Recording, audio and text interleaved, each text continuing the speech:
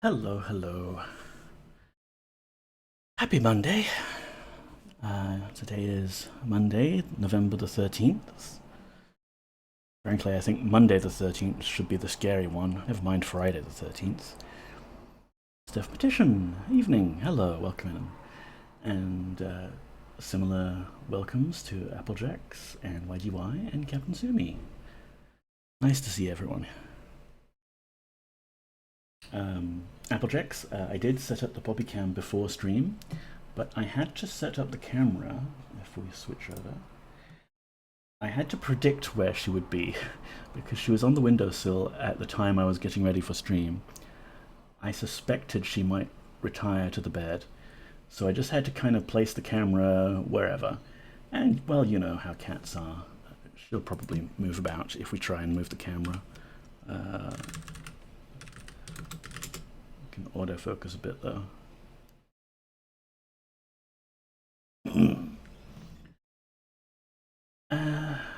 So yes, welcome in everyone. Good to see yous. Neko is tired. Water is wet. Fire is hot. I'm still on the supplements. I don't feel like there's a whole lot of definite kicking in yet. We'll just have to keep going at it and see. It is slightly less boiling hot today, which is good. I went out briefly, with some sunscreen of course, because otherwise I will still burn up, despite it being all clouded over. And yeah, we're nearing the end of the year. Like, it's already November, December is coming up on us real fast. I think I'm not really prepared for it to be Christmas time or anything, but I wouldn't mind some time off. That would be nice. You burn easily as well? Yeah. It's the freckles for me. I can tan, but only in small locations. Everywhere else is unprotected. Anyway, let's get into the game, because I have a limited amount of brain power remaining today, and I would like to dedicate some of it to entertaining you all while we play Serpent Isle. I'm just mega pale and don't tan at all. Yeah, it happens. That damned sun. Like, we need it to get the happy brain chemicals, and we need the vitamin D for all sorts of other things too. But too much of it is bad. It's very bad.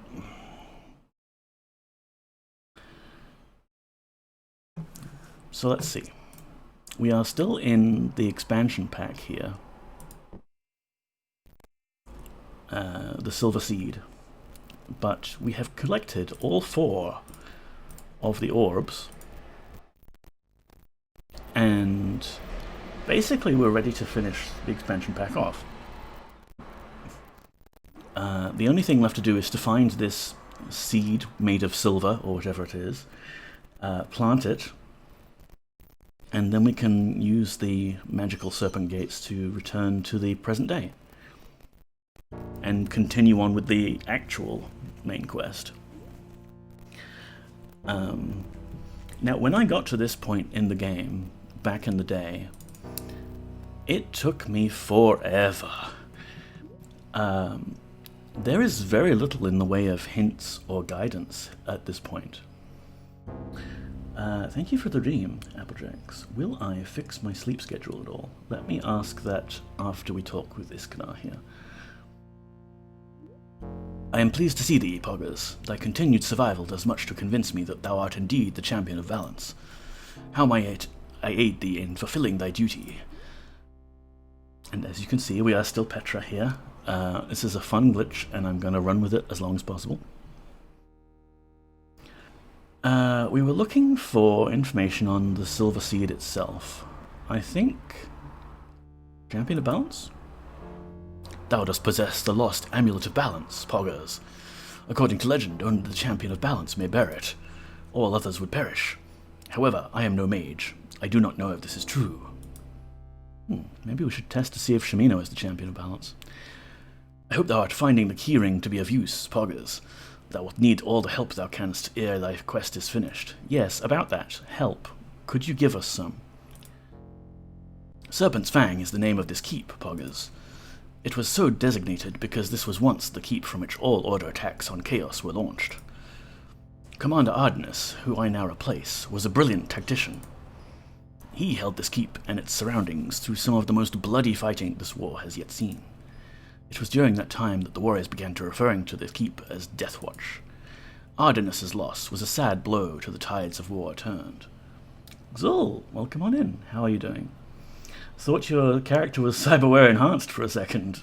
It kind of is. We've got a full cyborg body going for us now. Do I still have my special Xul shoutout command? Yes. Xul has been streaming on the YouTubes. Oh, it's still got your old username in there. I believe you are now youtube.com @Xul_. Correct me if I'm wrong. And yes, you've been playing the Cyberpunks. Nice. It's a dash. Oh, it's a dash, yes. Dash. The first link still works oddly. Yeah, I mean, I think it's just an extended way of referring to the user. It doesn't change anything. But yes, use the first link if you would like to subscribe to Xul's mailing list and maybe watch some Cyberpunk. Now, Serpent's Fang holds the line of retreat, not the forefront of the war, and Deathwatch has taken on another meaning. No worries, school. Watching for the fall of Chaos. Okay, he still hasn't given us the dialogue option I'm fishing for here. Order Hierophant? Could it be that thou dost not know of Calthis the Avenger and our holy crusade? But if thou art the champion of balance, perhaps thou hast spent thy life as an acolyte on the Isle of Crypts. I shall honour thy title by telling thee the tale. If thou art an impostor, it shall be apparent soon enough. That's not soon enough. For thou wilt never survive what lies ahead. I've survived all the trials, my dude. Look at the orbs.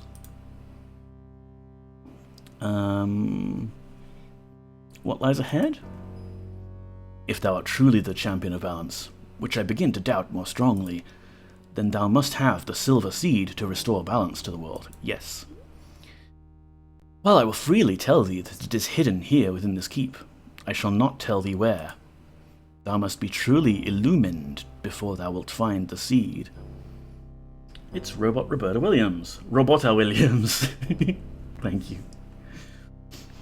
This line of dialogue.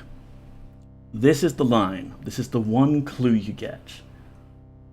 And it's not a particularly targeted clue, you know? Also, what's with the poppy cam? It's gotten all dark in there. I did put the light on. One thing at a time, Neko. So this here is the clue, and I didn't really pick up on it initially. And back in the day, I would have spent weeks like combing this castle top to bottom, trying to find this hidden silver seed. It's quite ridiculous. But we know where it is now, so we can go more directly to it. It's just, you know, in terms of clues, this isn't particularly specific, my dude. However, I shall tell thee that the magical orbs have been lost or scattered. They're right here on your dining table. It shall be up to thee to overcome the hazards of this region to obtain these orbs. If thou dost survive in these attempts, I shall be more disposed to believe that thou art the champion of balance. Okay, cool. Bye. I am still unconvinced that thou art the champion of balance. I suppose only time will tell. Thou art free to go, but I shall be watching thee. No worries, Roboto Williams. Let's take these orbs. Is the clue that you need to be glowing to find it? Well, one of us is glowing now.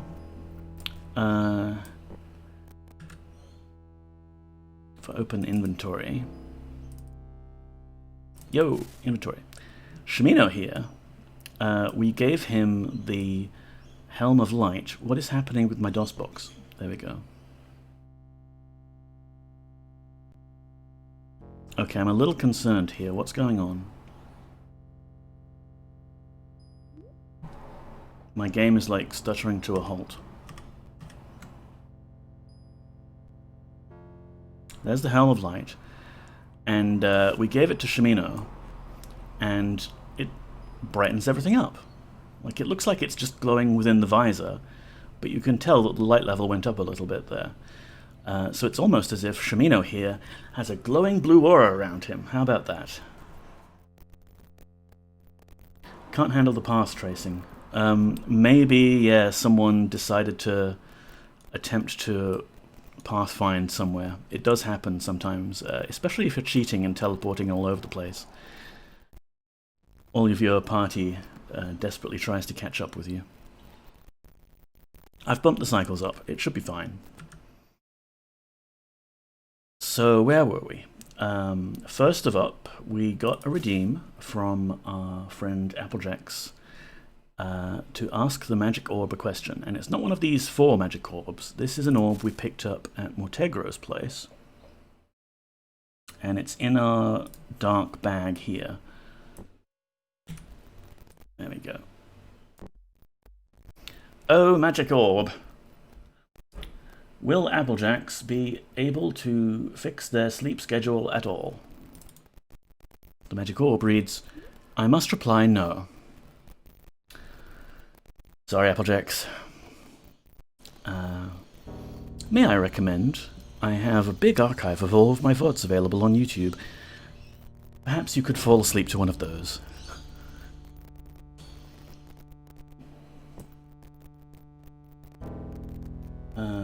I was thinking the RTX kind. Oh, path tracing, yes, yes. Because I do have a GTX 2080 now, which I'm using to run this 16-bit DOS program. Well, actually, is it 16-bit? Because Ultima 7 did some really crazy memory management things. And there's like DOS extenders and what have you. I don't actually know. It's probably 16-bit. Yeah. Okay, so let me just pause the game a bit, and we'll go take a look to see what's wrong with the Poppy Cam. See if we can fix that at all.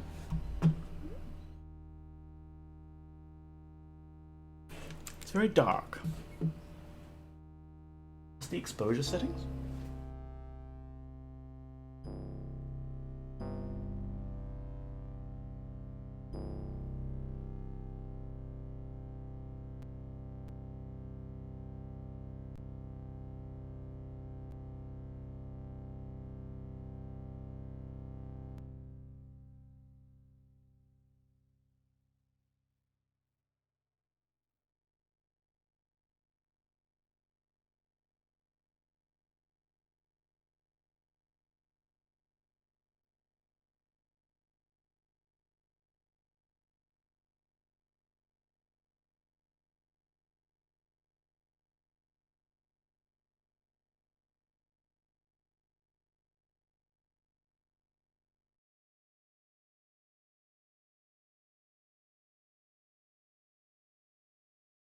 Yeah. Do I use that graphics card for modern games too? I do. It is in fact a recent upgrade for me.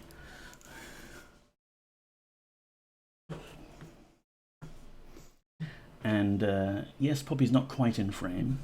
That will either have to do, or we can do this. Oh, she's not moving again, is she? She's moving again. Or she's investigating the camera.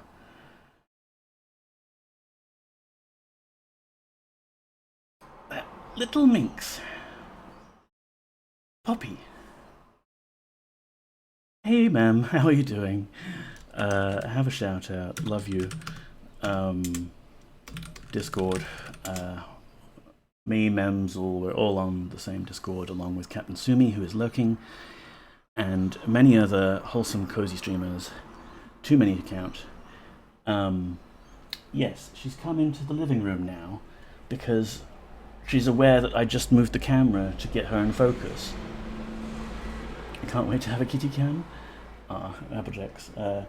You need multiple, I think.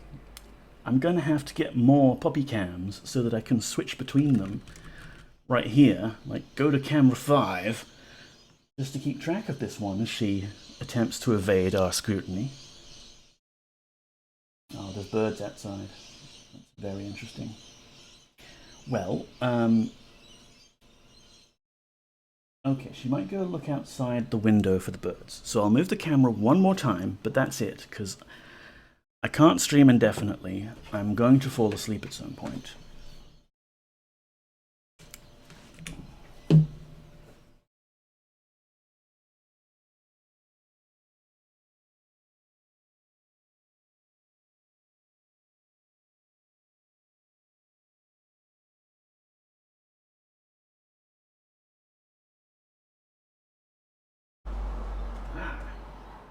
Oh, you're moving again, are you?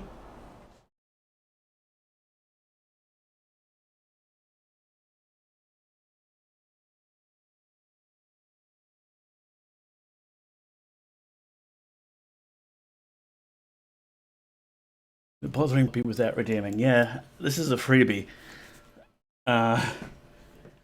She's become aware of the camera, perhaps, and is deciding to mess with me. Possibly revenge for not giving her enough treats. We'll just leave it there for the moment, shall we? Neko is tired. Standing up and moving around means I need a little nap. Oh, here we go. Here we go. Interesting noises outside, puppy? Yeah. Yeah, go have a look outside. There you go. Computer games. No, not that one. This one. Excellent cam. Thank you. It's just an old phone that I'm running Droid Cam X on.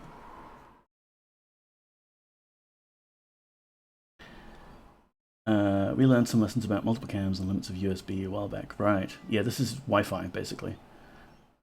It just gives you an MJPEG stream, which you can hook up.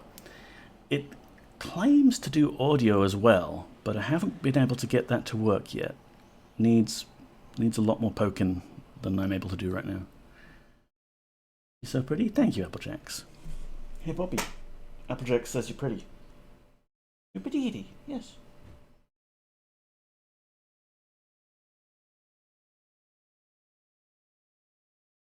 Oh, there we go. If I bring it back down to 35%, yes, thank you. The cat turned head after the name, lol. Yes, I mean, she knows her name. She knows quite a bit of English, I would say. It's just that she has trouble speaking it. Okay, something is definitely amiss here. I might like to restart the game, actually.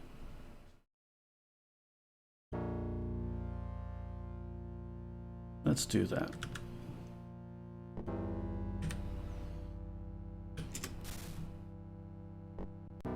Moody Mystery, greetings. How are you? Cat talking buttons when? I don't know if I want to do the buttons. If I gave Poppy a food button, or a hungry button, that's all she would ever use. Sadly, dinner started at 7. No worries, Stardrop. How are you doing? I haven't done anything of consequence yet, I assure you. Just restarting the game because it was getting weirdly laggy.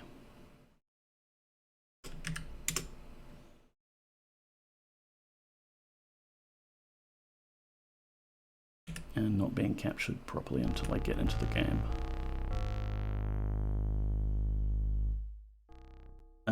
You might not have done, but did Poppy? Oh yes, she's evaded our attempts to get her on camera on the stream several times. I think Lucy would be the same. He's very food obsessed lately, yeah. What I am trying to do with Poppy is try and find some sort of common set of meows that we can use to communicate. Like, is there a meow that she uses for dinner? Yes.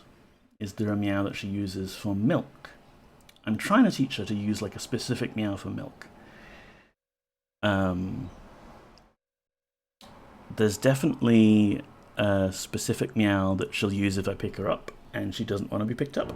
A sort of complaint, but giving in to her situation because I'm a big cat and she can't struggle free.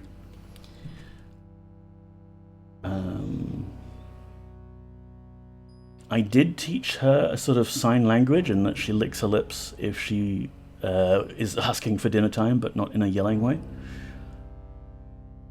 And then, of course, with cats, like, she'll go sit next to her toy box if she wants to get access to the toy box, and she'll go sit next to the biscuits plate if she wants some more biscuits, that sort of thing.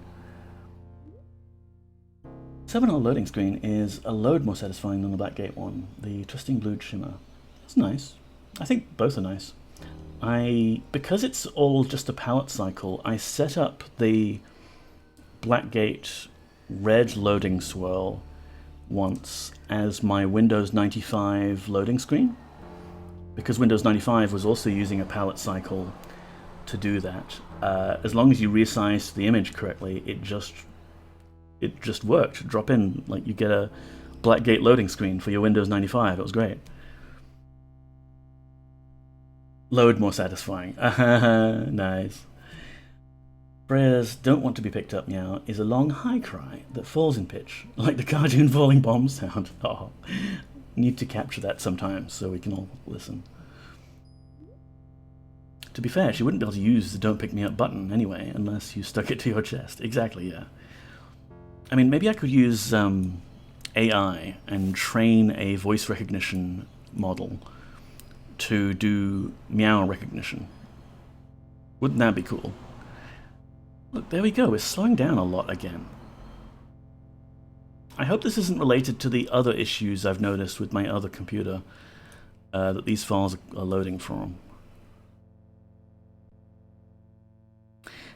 Anyway, it will have to do, bump the cycles up a bit. The avatar, after all of these adventures, has gained some levels and training points, so not only can we cast level 8 spells now, but we also have 6 training points to spend. We're not going to spend it on combat or dexterity or strength, because those are 30 already. We're instead going to spend it on intelligence training, because we can do that, and that's a statistic that isn't enhanced by any magical items that we can do shenanigans with. Salty TV. No! Like Herb's baby language learning machine. Yeah, exactly like that, Zol.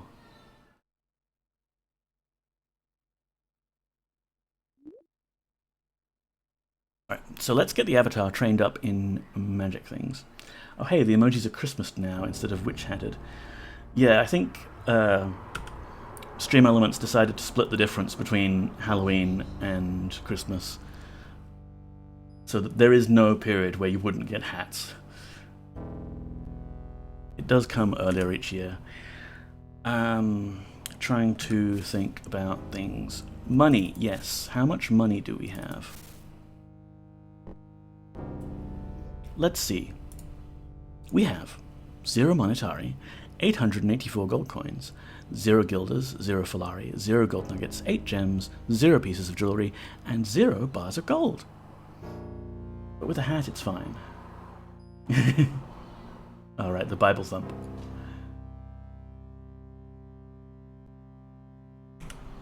Let's talk to Alyssa. How good it is to see thee again, Poggers! How might I be of service to thee this day? Oh, that was a Halloween thing. I thought you might just have been a Discworld Witches fan. No, it's just built into the Kappa Gen thing that you get from Stream Elements. Or at least it's, I think it's a toggle that you can turn on, but most people do turn it on. I have little to do these days. I do not know if I long to be at the front, or I simply yearn for reassignment elsewhere. It is quite depressing being in a nearly deserted keep. Is this one of those games where they took staff ID photos and turned them into NPCs? It is. There are quite a few people who are just staff members that they've fancied up, either with costume or by drawing over the top of the portrait. And there are a few contest winners as well. Like, people got the chance to win, their likeness in the game. Yes, also some fan photos. The previous game, that is to say Ultima 7 Part 1, has much smaller portraits, and you can tell some of them are just kind of hand-drawn, just straight up, and some of them are retouched photos. Serpent Isle has the nicer portraits, I think. They're a lot more high-res, and they're a lot more consistent with each other. But I don't know, the Blackgate one had these really nice outlines, like the borders around each person, and the border could tell you a bit about where that person was from, which was a nice little touch.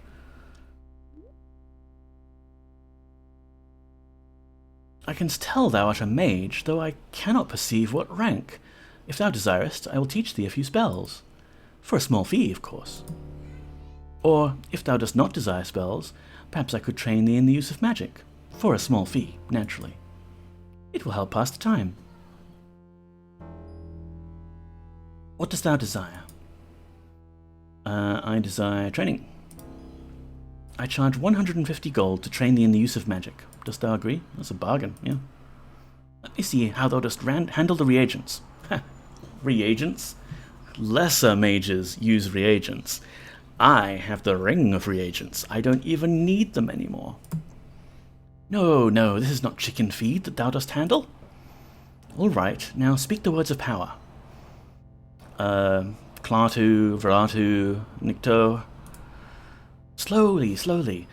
If thou dost mispronounce them, the spell will go awry, and thou wilt have wasted the reagents.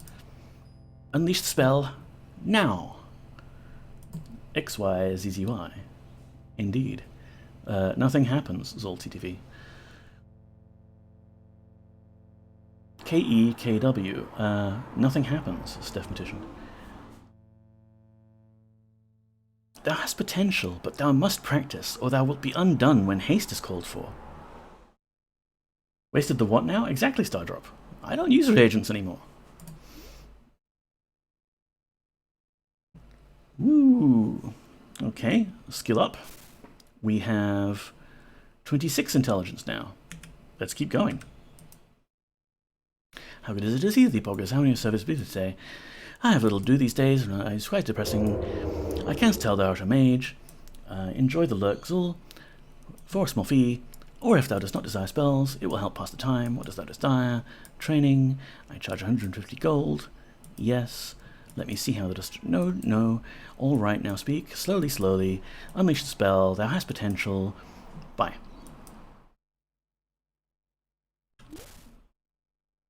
That's interesting. We started with 6 training points. We've trained with her twice. Now we have 3 training points.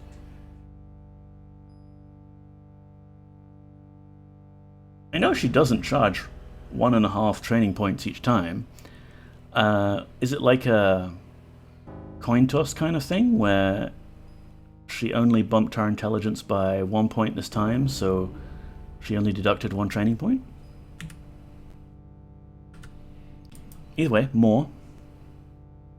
Inflation sucks. How good it is to see thee again. Service. I have little to do. It is quite depressing. I canst tell. For a small fee. Or if thou dost, it will help pass. What dost thou desire? Training. I charge 150 gold. Yes. Let me see. No, this is not. All right now. Slowly. Unleash the spell. That's potential. Bye. Right, that was another 1. You may have also picked up a point of magic. Well, magic is based on intelligence, basically. Yeah, it's, that's right, There's some weird calculation, especially when it comes to combat skill and dexterity, where you get a bit of extra from the other. But intelligence and magic, I thought, were basically linked, but I guess they're not. Either way, we can keep going. Let's be maximally intelligent, because we don't need to spend any points on the physical attributes anymore. We might be running out of cash, but I've got plenty upstairs. Dun, dun, dun, dun, dun, dun, dun, dun, dun. What dost thou desire? Training. Dun, dun, dun, dun. Yes. Let me see. No, no, da, da, da, da. Unleash the spell now. Fireball! Boom! Bye. 29 intelligence. 1 more point remains. And we do have the cash, right? We have 284 gold. May as well spend it. I have little, it is quite, I can't tell, for a small, or if thou, it will help. What dost thou? I charge 150. Thou art not. Oh, thou art not ready to learn yet. Was she looking for at least 2 training points there? Even though she's only been deducting the 1, she might decide that she needs 2 before she'll teach me anything? Or is it a roll of the dice when we speak to her how much she's about to train us with? Like if we spam this, will we get the low roll or something like that? Not ready to learn yet. But I want to max out my stats. Come on. I'll try one more time. But it might not be random after all. We might need a minimum of 2 banked. Training. Yes. Not ready to learn. Alright, well. Never mind. Are there any spells we want to buy from her? I think we've gone through some of these already. And at some point, I mean, I think I need to build a spreadsheet or something, you know? Of which spells we haven't got yet and who to go get them from. But 8th circle, we only have Sword Strike at the moment. I can't wait to cast Death Vortex. What do you sell at 8th level?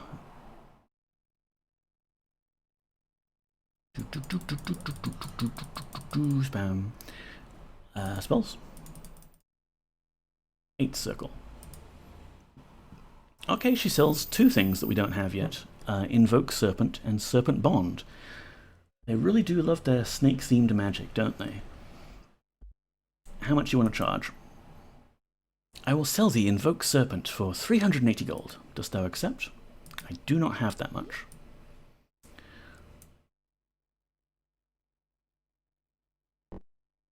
What dost thou say to 322? My offer stands at 322. Thou art a stranger after all. I know not what use thou will make of this. I imagine killing people. Better I should fling my spells to the Chaos Hordes. 289. I am no fool. This fine spell is worth at least 269. Thou dost mock my years of training with such an offer. I can go no lower than 259. I am no fool. This fine spell is worth at least 253. You could commit horrible, awful crimes with this spell, so it is important that I get my cut. Yeah, only... like... obviously, if you're a wealthy person who can afford the spell, obviously you only have ethical intentions. Rich people can be trusted, right?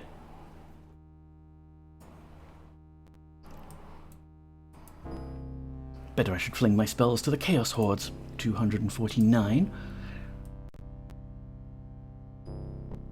Are there any consequences of haggling multiple times?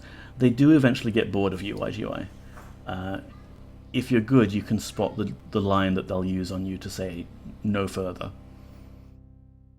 Wouldst thou pay 248? And they can get offended with your initial offer. You've got to go at least above half price for the initial offer, and then you can kind of slowly meet in the middle. Paru, hello. 7 Part 2 SI. Yes, indeed. How about 243? 247. I will go no lower. I think that's it. Only 247. All right, all right. I will accept this price. So, dost thou agree? Yes, yes.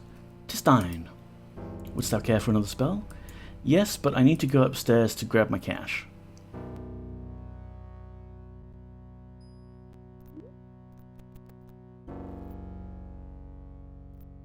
Oh, come on, Avatar. There's something about this area that's slowing us down. Wonder what it is. No, our cash is in this room. Can you offer more than this asking price? No, you can't actually. You get that slider. But they are generally very surprised if you go with whatever their initial offer was and say, oh, thanks. It's great doing business with you. No, that's my barrel of caltrops. Here we go. Let's buy some more spells.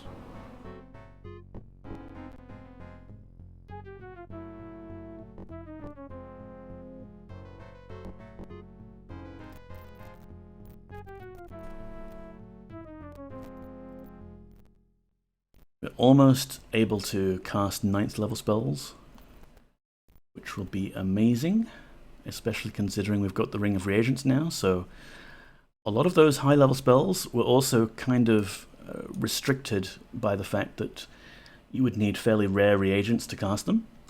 Not a problem for us anymore. How good it is to see thee again, Poggers! How might I be of service to thee this day? More haggling.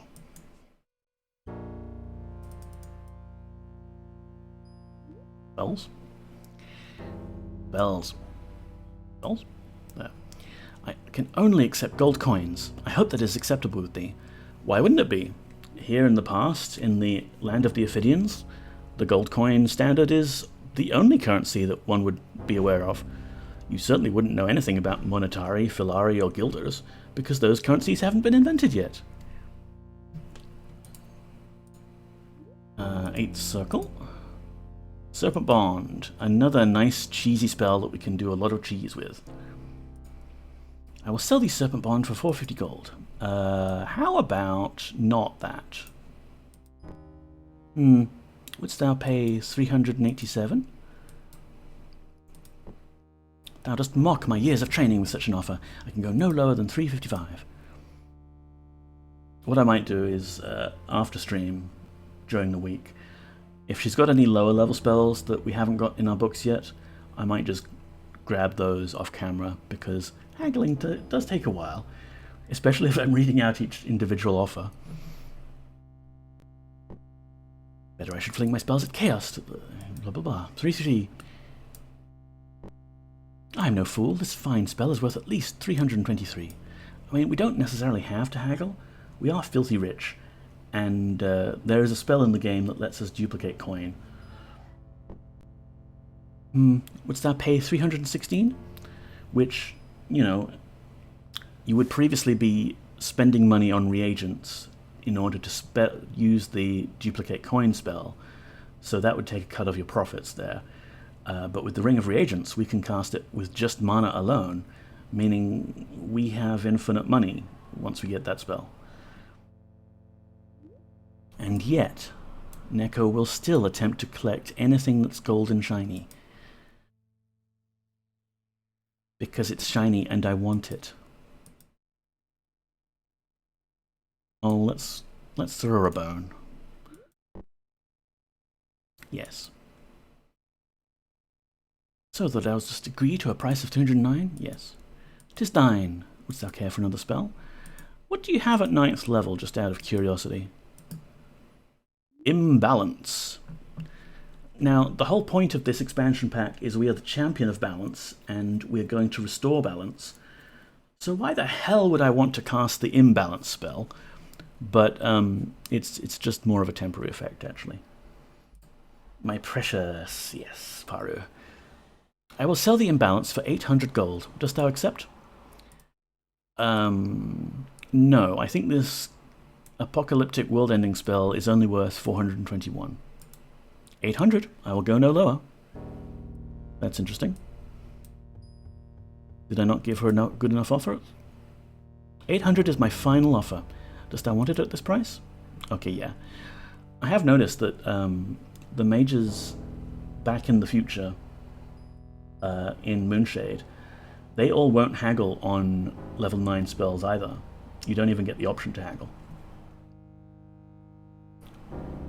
Thou dost not have enough gold to buy that spell. I do, it's just in my other barrel of gold. Never mind, I'll get that later. It's not like we're casting it right now.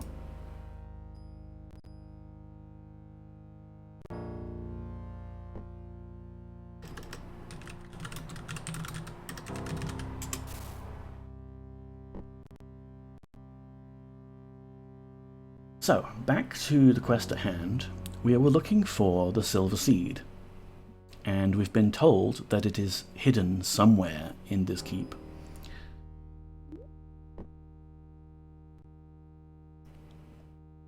But you could comb this keep for hours and not find it. Even if you were to pick up on that line, thou must be truly illumined to find the seed. You're like, okay, right, what then? Imbalance wishes it was Armageddon. It's the jealous younger brother, exactly. You could be like, oh, okay, illumined. There's a light source? Do I extinguish it? No? Oh, okay. And it's not as if there's a shortage of light sources. They have these glowing spheres around here, which, you know, they don't do anything when double-clicked, but maybe there's a clue there. You can talk to all 4 of the people that exist in the keep, and they're just going to give you the same dialogue over and again. Forgive my rudeness, Poggers. I fear I'm not yet accustomed to the title of Sub-Commander. Yeah, you're the Sub-Commander, no longer the Commander. Illumined Library? I can't remember. You're on the right track, Stardrop. When I was assigned to this garrison, I was Senior File Leader. Then, 9 months ago, when those Chaos Fiends took Commander Ardness, I was made Garrison Commander. Naturally, now that Istanar is here, I have become the Sub-Commander. Yep. Bye. Have discipline. Yeah, really not liking the lag I'm getting today. Anyway, let's have a look around. Down here is not much. No obvious secret passages. Yep. And down another level is a secret passage we already looked into. And I guess we already looted these barrels. But at the end of the secret passage is this door. And we still don't have the key for it yet.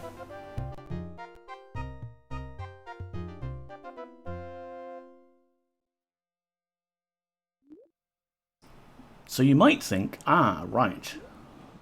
That's where we got to go.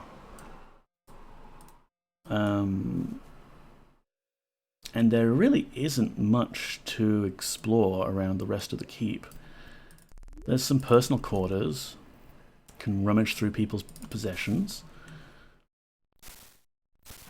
There's actually more quarters here than there are people, because the place has been a little under garrisoned for some time now.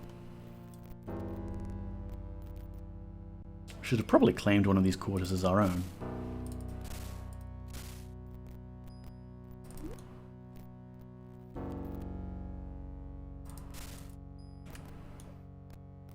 Nothing. Alright.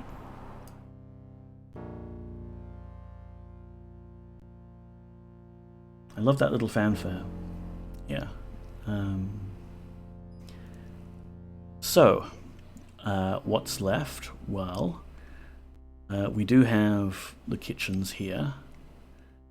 And I might grab a bit more bread and things for people. Hold on to. Oh, that was a lot of lag there, just dropping that bread onto prey.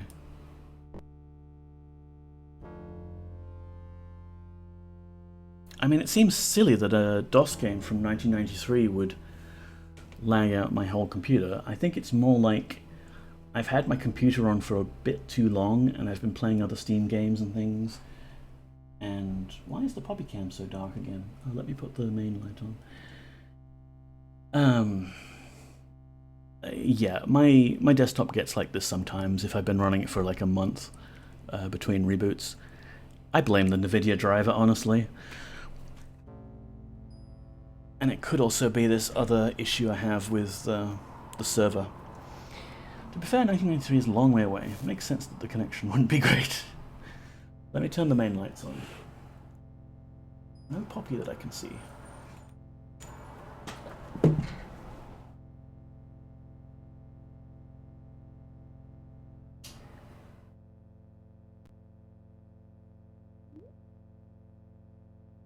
Yeah, she's back in the bedroom.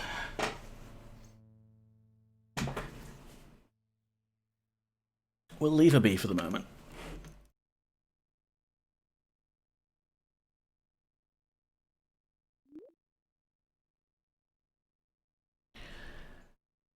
So, library. This way. We never did read all of these assorted books and manuscripts, because A, there's rather a lot of them, and B, they're in this god's awful Serpent script. I mean, look at it. Your hand would get so cramped trying to write this shit.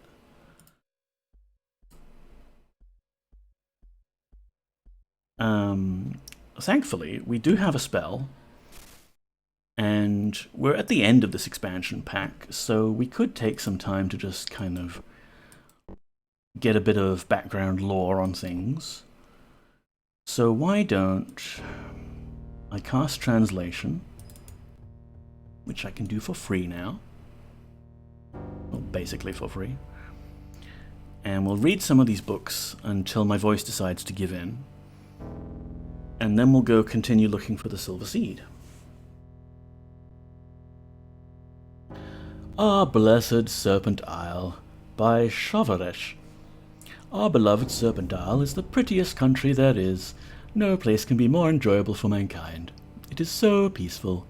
There is no anger or distrust in the population. Everything is balanced. People live together well. There cannot be any other place in any other dimension that could possibly be more peaceful or more blessed with beauty. Only balance is responsible for the well-being of this country. Only balance makes it possible for people to live together in peace. Only balance will provide good harvests, which provide good food. People that have enough to eat are happy, and do not have to worry whether they are going to live the next day. Balance is the ultimate way to freedom and peace. The beauty of our country cannot be put into words. One must go and discover it for himself. Or herself. Apparently there's sexism in our beautiful country.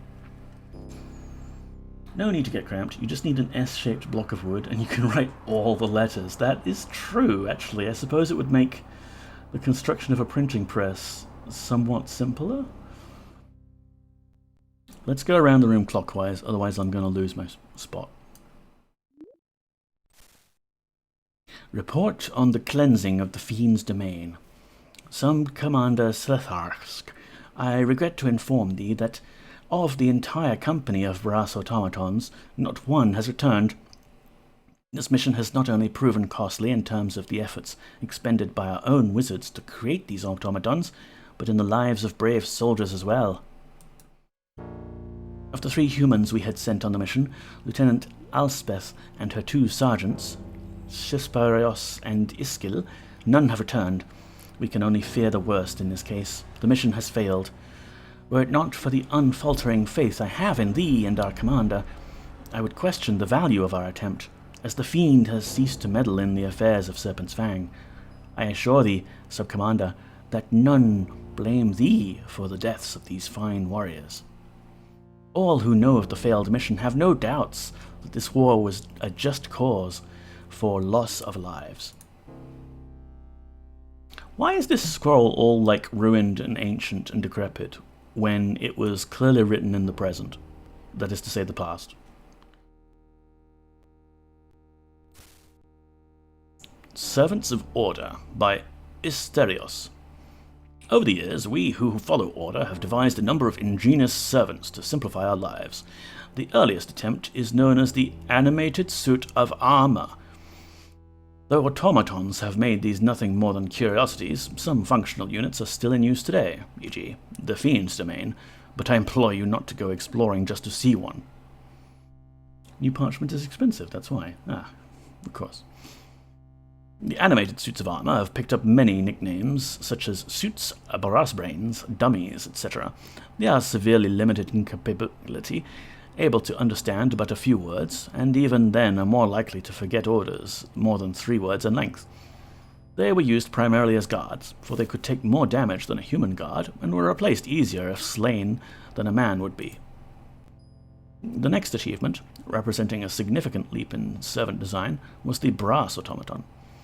These are still used, particularly by frontier outposts such as Serpent's Fang, because they are far more intelligent than animated suits of armor, and less costly to create than iron automatons.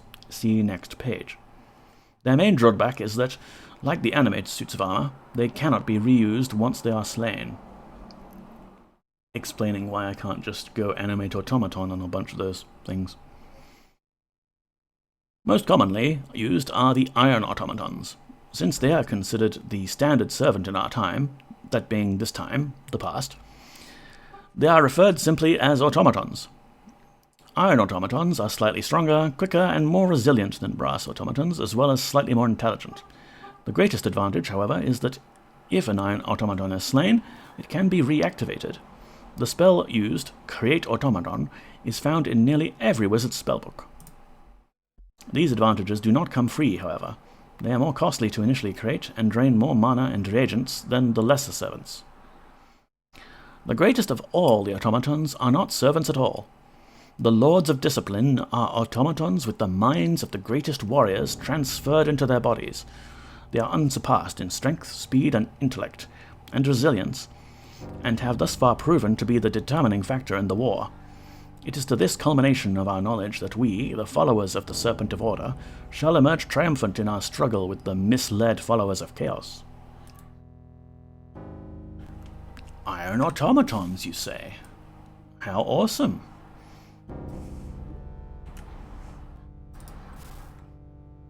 Ethicality. As a follower of Order, thou must always conform to the principles of conduct as accepted by our Alliance. Without these as guides, we as a people would be lost.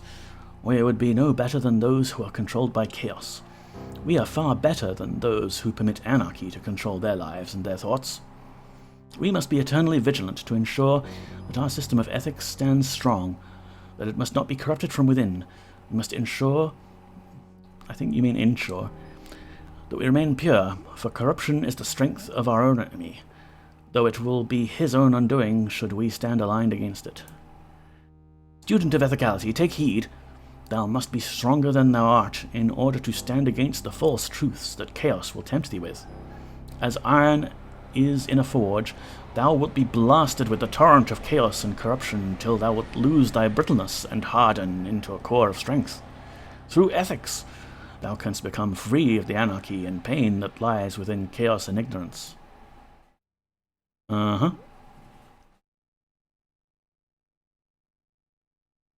Alright, there's a few books to go. Let me just have a drink.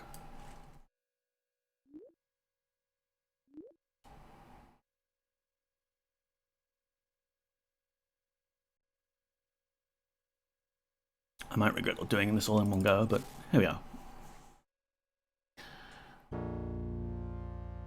Did we read this book already? Because we've read something by Shorshivrath already. No, I think that was just his book about how awesome everything is. The Book of Discipline by Schroschworth. The ultimate wisdom of life may only be reached through discipline. It takes strength and concentration to follow the guidelines of discipline. Therefore, the weak and distracted mind will fail. The weak and distracted mind will not have the power to succeed, and only that power will take thee to the top. But there is room for the weak at the top. Only the strong mind will find a place there. Oh, there is no room for the weak at the top. Wow, it's one of those business, like how to achieve amazing wealth and stuff.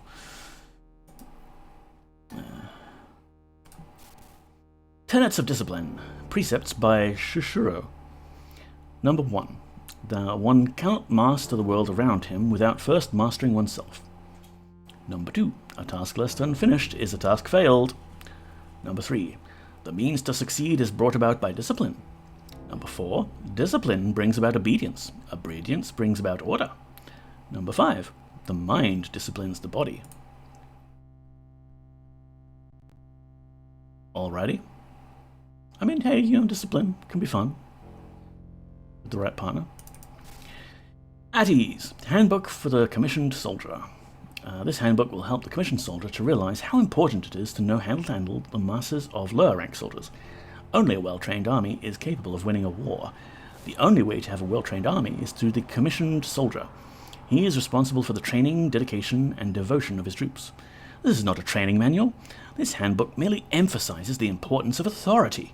Only the strong and strict leader will receive the respect from his troops that a good leader deserves. Only troops which are willing to take orders are good troops. Therefore, troops will follow only orders that are given by a strong leader, whom they respect. Conclusion: there is only one rule on how to train masses of soldiers, showing strength and authority to the lower rank soldiers, the non-commissioned troops. Only the commissioned soldier that interacts on a strong and strict basis with his troops will lead them to victory in combat. Denizens of the Caves by Zeros.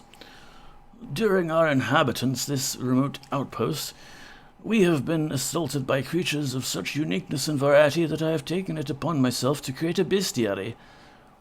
Arachnian. This terrifying creature has the full body, head and legs of the giant spider common to our island, with the torso, head and arms of a man growing from just behind its spider head. Speculation abounds as to the origin of these horrible creatures. Some claim the mad servants of chaos created it in one of their endless foolish experiments. Others say it was the work of a long-dead lunatic mage. Regardless of how they came to be, the Arachnian is perhaps the deadliest of all foes we face here at Serpent's Fang.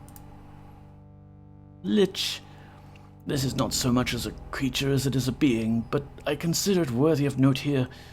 All of the folk I have spoken to in the keep are rather reticent about the Lich, but I have compiled the following information. The Lich was here before the keep was established. It is undead. Once alive, it entered a state of unliving, which heightened its power but nullified what humanity it may have had when it was alive. It can command undead and hurl the most devastating of spells. Naga, a fearsome creature whose lower half is that of a giant snake, and upper half is that of a human woman. The Naga is capable of delivering devastating volleys of arrows at those who dare intrude upon its lair. The Naga's origin, like that of the Arachnion, see above, is questionable. It is best, when a Naga is spotted, to close for battle immediately, lest their arrows bring thee down before thou hast a chance to flee. Additionally, they have been known to use snakes as a front line, while the Naga pick off intruders with arrows. Shasharaja. These menacing, scaled freaks have intimidating forms of attack. With their long, snake-like necks, they thrust their heads towards their enemy, latching on with their rending teeth, then with their strong neck muscles ripping flesh off. Though they seldom land hits, they are deceptively quick and resistant to blows. However, they are enormously stupid, unable to even open doors. They often attack in groups, making them more dangerous, but they are easily led into traps. Thus we have been able to repel their regular attacks. I have considerable information on the origin of these beasts, Basically, they were an attempt by the forces of chaos to fuse Viper and man. The Lords of Discipline, those fortunate soldiers whose minds were transferred into the bodies of automatons, had brought the advantage to order in the war, and the Shashara were their attempt to tip the scales in their favor. Fortunately, the soldiers sacrificed to this wasteful and went insane in their new bodies. They escaped from the lab and began spreading their foul race all over the subterranean realms of our isle. Already? Is that book? Yeah. 3 more are left only. Temples of Ora by Shithros. Pilgrims, it is such a great journey to visit the 3 temples of Ora. Do not let the obstacles sway thee away from thy destination, for though the path is difficult, the rewards are many. Seek the fountains, for their water is the essence of the force which resides at that sanctuary. Imbibe the water, and drink of the fruit of thy quest. The Temple of Ethicality is found near the coast, south of the Spinebreaker Mountains. It was built in such a way that those who come here may gain inspiration from the view. This is the first temple on the pilgrimage of order. Continue next to the Temple of Discipline. The western branch of the Spinebreaker Mountains is where the Temple of Discipline was carved out. Seek the Great Bay, then follow the eastern coast until thou dost reach the mountains. Continue east, and thou shalt be sure to find the entrance. Sorry for the background noise. I really do want the window open for the breeze. Lastly, the Temple of Logic lies within the Great Glacier Mountains, with the entrance being in the southern tip of the mountain chain. There are many passageways which one finds the tests of logic which lead to the sanctum. Above all, do not mistake any temple of chaos for one of the sanctuaries of order, for in this path lies madness. Only order is fit for study. Chaos defiles all it touches. Okay, so that's a little guidebook we might want to hang on to there. If you ever want to do a little pilgrimage of all the order temples, can't imagine why. The Lost Orbs. Oh, they're not lost anymore. I have compiled this work so that when we have the manpower to seek out the 4 Lost Orbs, all of the information we have will be available to the seeker. I guess we should have read this first. The first orb, golden in hue, was stored within the keep in a secret location until stolen by a soldier of chaos. He imbibed a potion of invisibility and followed behind the commander, who had gone to retrieve the orb. When he found the room, he attacked the unwary commander and stole the orb. However, his invisibility wore off as he was making good his escape, and he was seen by troops of guards. The guards chased the thief until he was cornered southeast of the keep. His only escape from the guards would have been to plunge into the fiend's domain. This he did, and was never seen again. We presume it has come into the fiend's possession, and expect he will try to use it to his advantage. The purple orb, reputedly housed in the commander's bedchambers, was also purloined by a chaosite, though this one was no soldier. Those few who saw it will never forget it. They know not whether the thing was man, beast, or both. The thing was bipedal and vaguely humanoid, but it had the fur, large ears, feline face, and claws of a cat. It was being held prisoner in the keep, but an undisciplined soldier on duty relaxed on his watch, and the Catman escaped. Good for the Catman. I know not how it found its way into the commander's bedchambers. Indeed, I assume that its escape was not well planned, and he happened upon it by chance. However, it did find the orb. The Catman stole it and ran into the maze. No one has seen the creature or the orb since. The red orb was not stolen, but it is out of our hands all the same. A likely story, yes. Prior to the closure of the addition to the outpost, the southwest of the keep, Sub-Commander Gareth, was charged with the task of transporting the orb to this area. We can assume he accomplished his mission, but Gareth never did return.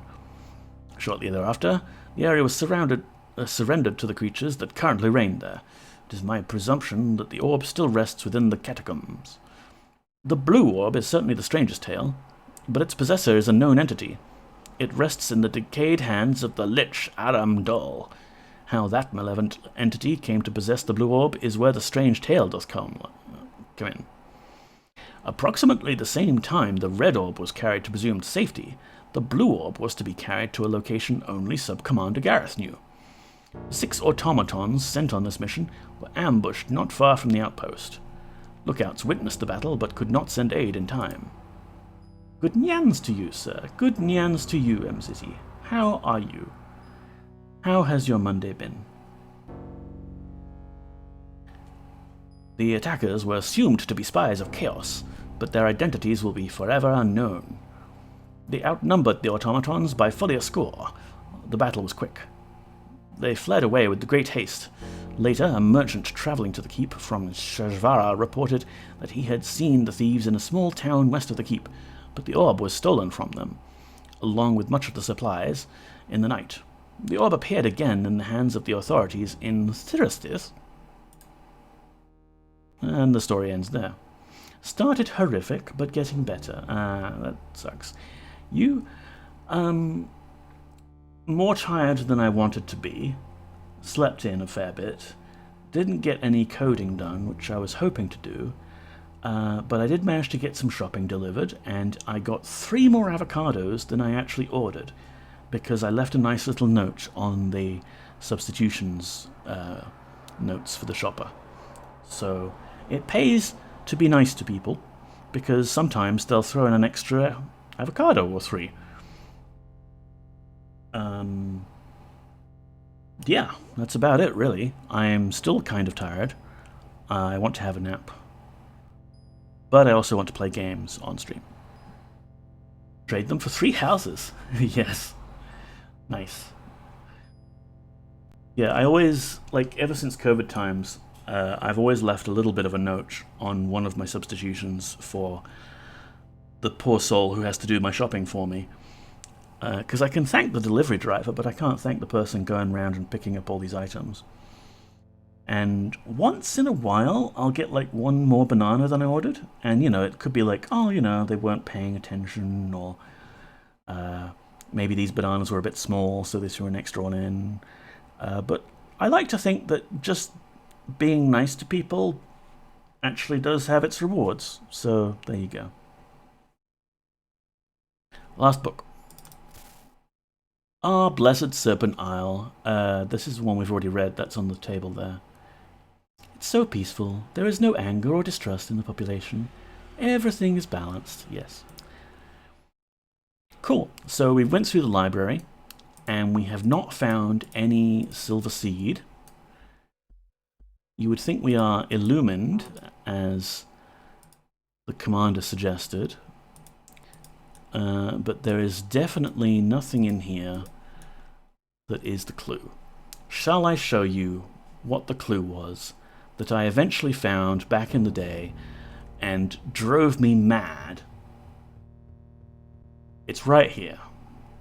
This light source, if you move it away from the wall, there's a button cheatily hidden on the wall there. You push it. You push it if your companions don't get in the way. There you go. Oh, okay, what did that do? Something moved. This enormous cask of ale moved. And there's a stairwell down now.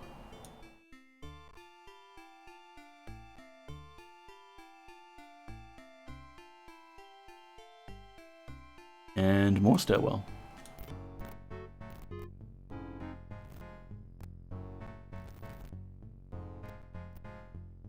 Some sort of cave hidden deep beneath the garrison.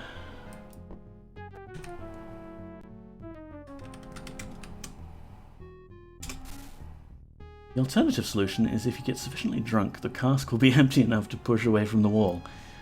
Ah, yes, the Dupre solution. I mean, if we're stuck in this keep for long enough, we'll drain them of all of their booze. Alright, let's cast Protect All.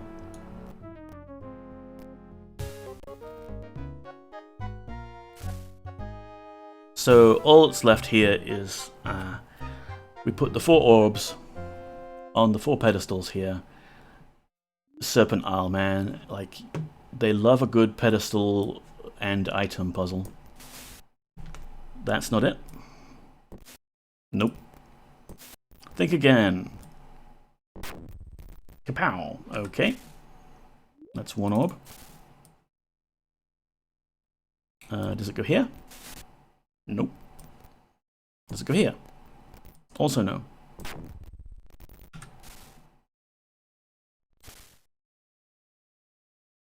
Purple orb. Nope. It seems to be the last one I pick. And everyone's protection is already worn off except mine. Here, let's give us another one.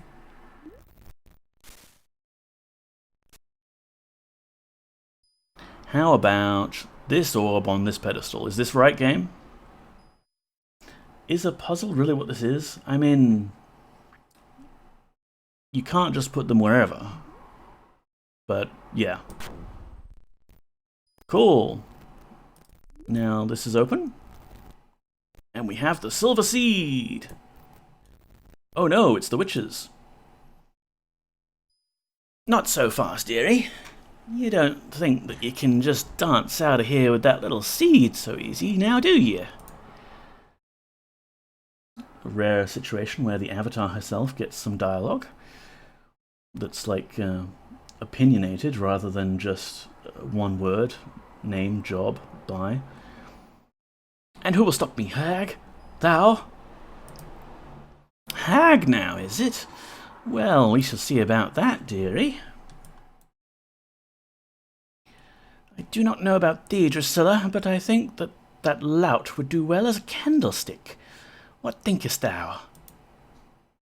With such a bright wit, I think it would be fitting indeed. Bright wit? I would have said half-wit, trying to keep this flawed world alive. One would think that a pawn of prophecy would be, I don't know, more intelligent. Oh, don't be so hard on her. It's not her fault that she doesn't have the wisdom of the Guardian to guide her. Guardian? All this time, I thought these lovely witches who were helping us were being guided by their guide. But it turns out it was the Guardian all along.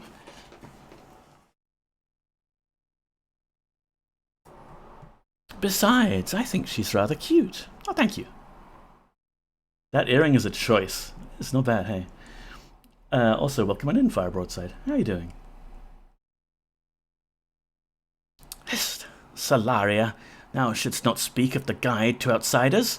Now thou hast sealed her fate. Wilt thou never learn to think beyond thy bed?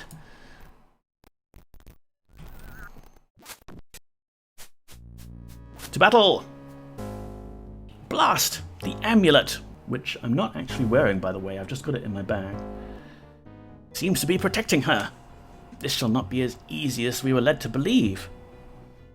I'm well. How are you doing? I am tired, which is no big surprise there. Neko is tired, water is wet, fire is hot, beer foamy. There's a whole lot of gay in this game for 1993. It's not too bad, Stardrop. I mean, considering that you can choose the avatar's sex and appearance in this one, and the avatar's sex in the previous part, I guess they wanted to account for that in some of the NPC romances, which by necessity kind of made some of the NPCs bi, or at least you could say player sexual. But yeah, in this case I think Solaria comes onto you whether you're a male or a female, no matter what.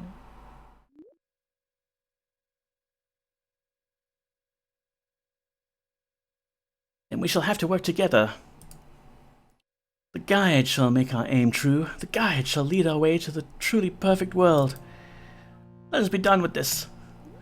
Once this pathetic pawn is dead, we can cross into the new world and let this decaying husk die as it was meant to. Puppy cam disconnected there for a sec. Not that Puppy is on the camera. She has been evading the camera all afternoon. This is a lot of monologuing to do mid-battle. Can we get back to hacking you up? Also, I'm fairly certain one of those witches was dead while the three of them were talking. Hooray! Success! We win.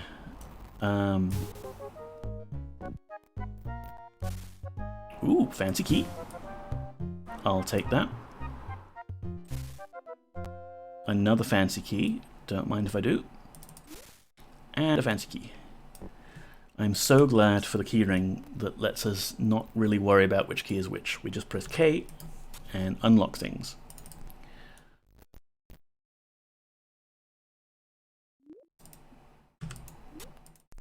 So this is just gating us to make sure we've killed all three witches, I guess. Funny that they would have the keys to this place. Did they just decide a locked door would stop us? I mean, it would have if they hadn't come and interfered, right? They could have just sat back and had a good chuckle to themselves as we run up against locked doors. So we make our way up through these caves, up to the surface, after having defeated the witches. And then a curious thing happens. Avatar, thou hast found the silver seed. Now all that remains is for thee to plant it here in this hallowed glade. Karnax, what the hell are you doing here, man? Oh, MZZ has redeemed Bother Cat, which will be an excellent excuse for us to go find the cat and point a camera at her. We'll get back to Karnax in a moment, but think about it.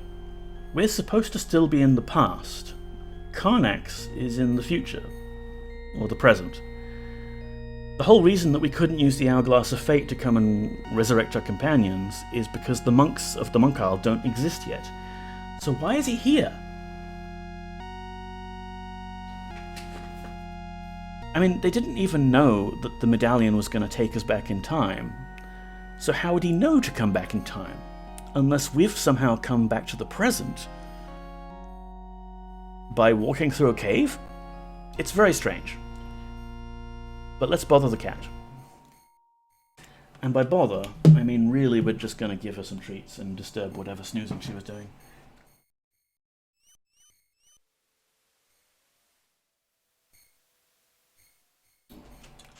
Change scene. Just catting.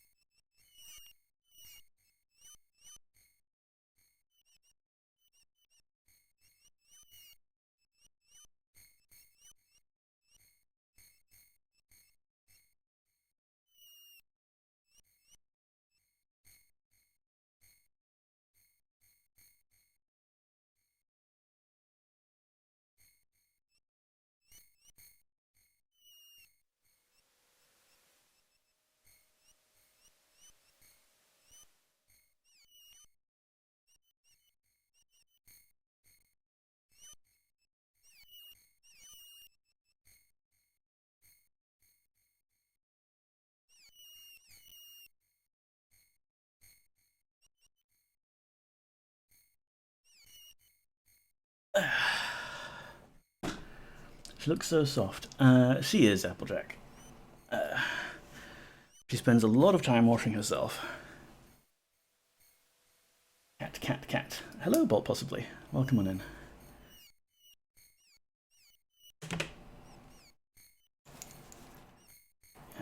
Shall I go back? No, she'll snooze eventually. She'll be more in frame.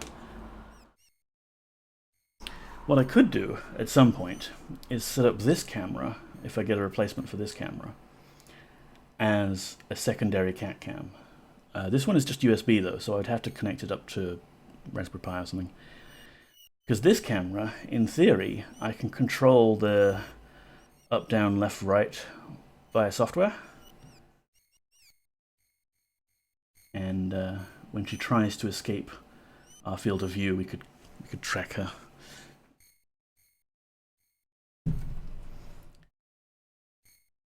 Let's see. Good kitty. Thanks for reading those books. No worries, Pyro.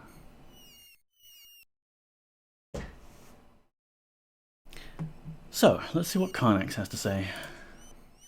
Oh. There we go. Zenka's prophecies spoke of the hero restoring the Tree of Balance. First I've heard of it. But even Zenka herself could not say where the seed of such a tree could be found. Or when, apparently. When the Forest Master first entered our world, we thought that perhaps he was to be the hero from another world.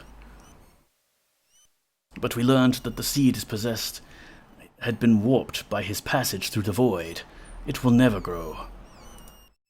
Until Migim found the Amulet of Balance, we had not even considered that the Ophidians knew anything of the Tree of Balance. Plant it here in this dark patch of rich ground in front of the waterfall, my daughter. You seem to know an awful lot of stuff about where I've been and what I've been up to. After sending me on this quest, you could have maybe given me a heads up. It looks just large enough for the seed, as if it were the seed's very own cradle. The water here will nourish it well. Plant it now. You're not the boss of me. You probably read about it. Yeah, I guess we are meddling with time. So, like, the Ophidians would have written a book about this weird person who arrived, claimed to be the champion of balance, then turned into an automaton before their very eyes, and collected a bunch of balls. Okay, we just drop it in there, do we? There? There.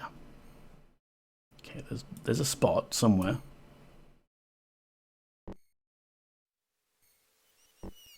Like, there's no double-click action. Oh, it's this bit he's in front of the waterfall. What do you want me to do?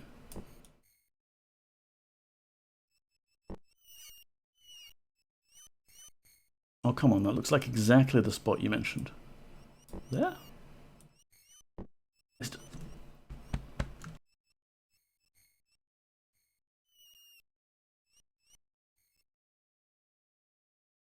Hello, Sonneveld, welcome on in. I still don't understand why all this was necessary, or why you were necessary. Why couldn't the Ophidians just plant it instead of setting up some very complex blocks? Double click? Yeah, there's no double click action, unless they want me to double click on the soil.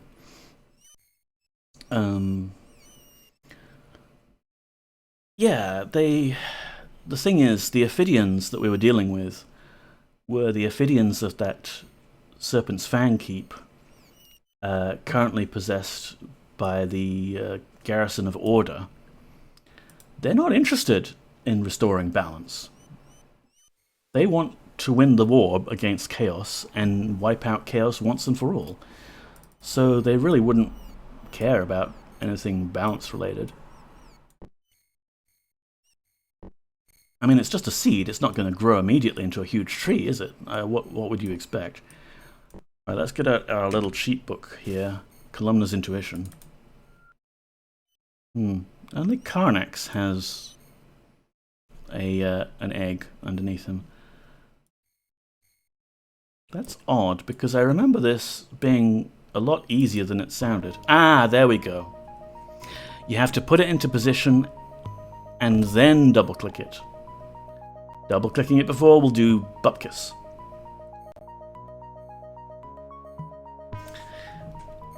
Look at how quickly it has grown. It looks as if it has been here for decades. I'm honored to have been present for such a miracle. Even I had not expected anything this momentous. With the tree of balance firmly rooted in this hallowed glade, the task of restoring balance to the world will be much easier. My daughter. Now, my daughter, it is time that you return to thy quest. Peace out! So am I currently in the present, or am I in the past? It's still a little bit ambiguous. Is he a good or a bad guy? He's one of the monks of Monk Isle that are supporting me. Like, he believes that I am the champion from another world, sure.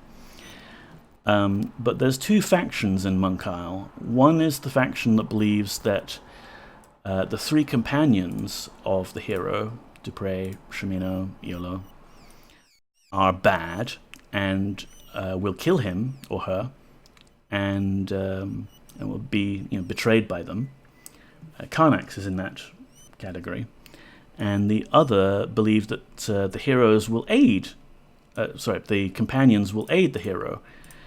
And Thoxa is in that category. So that's why when you use this here magical hourglass, normally Thoxa will appear and resurrect any of your companions if they've been killed. They had a bit of a scuffle about it right at the start of the game.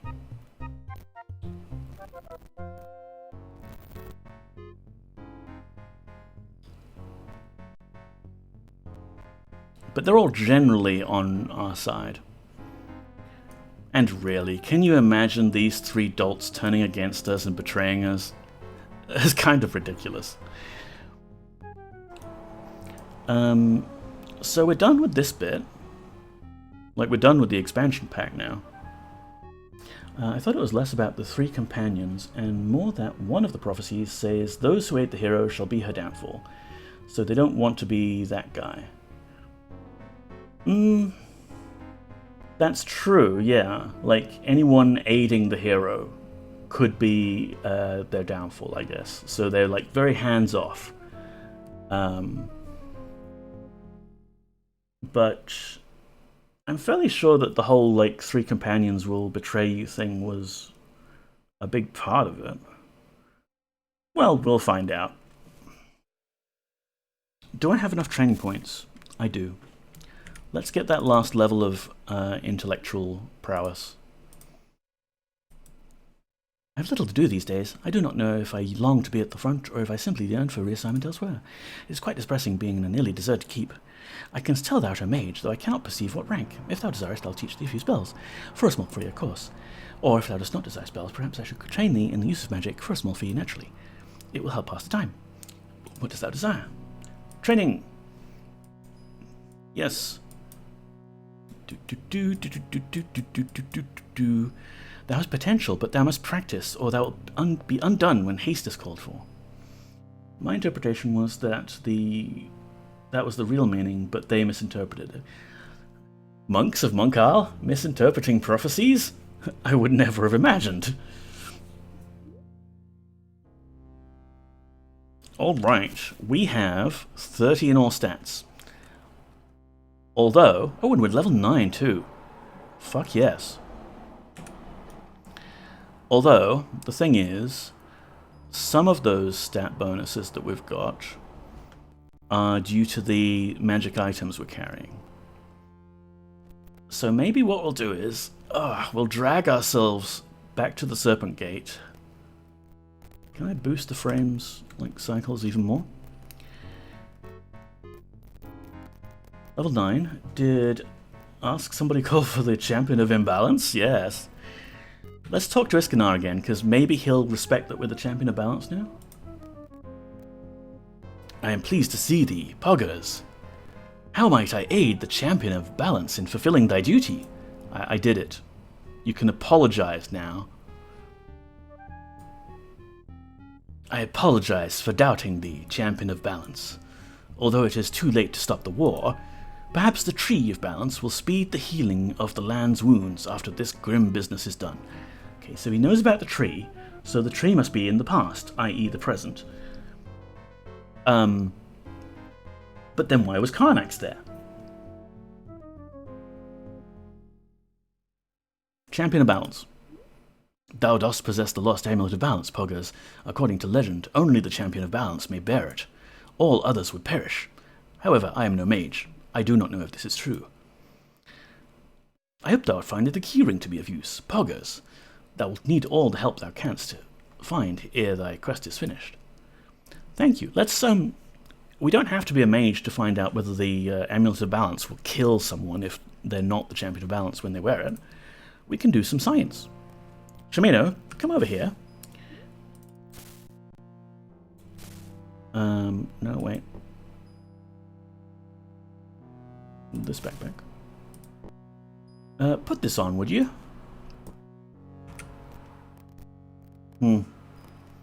Well, he didn't die in agony, so I guess that's not true about the whole amulet thing. Any old dumbass can wear it. In fact, I need to be wearing it to travel back to the present. So, yoink. No, that's your tunic. And you've put it in your backpack now. Well done, Shimeno. Grab that. Put this on the avatar, please. So we do have a bunch of stuff I want to transport.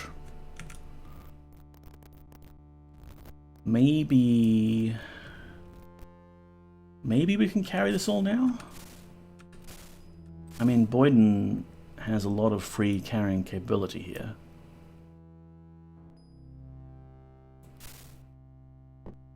But barrels probably weigh a fair bit.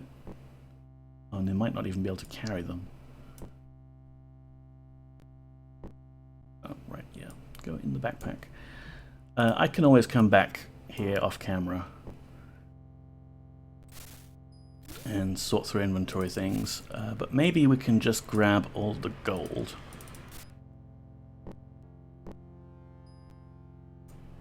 Because the caltrops and things, it's nice, but I don't need it right now. I mostly want it just to play around in case we want to farm champions, not champions, the pikemen of Monitor. Karnax is Doctor Who. Okay, yeah, that would explain things. But there already is a Time Lord in the Ultima series, so it's a bit cheeky if the Time Lord was Karnax all along, and he didn't reveal himself to us. Money, money, money. I like money, but I don't need reagents. I mean, what am I going to spend the money on? Buying reagents? No. But I just want it, okay? Y'all can understand. You play computer RPGs as well. You know perfectly well that having the most shiny things is part of the joy of playing an RPG.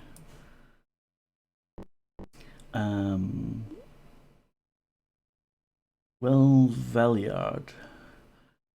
Maybe it's a franchise thing, but no more than one per world. Right, yeah. Hawkwind is just the Britannian Time Lord. Yeah, that would make sense. It's like, I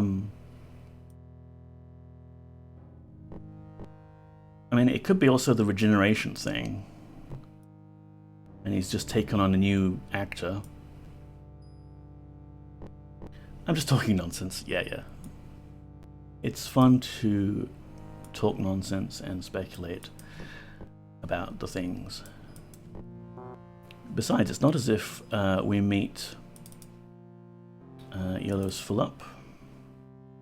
Shmino, hold some gold for a moment. It's not as if we meet the Time Lord in the next game.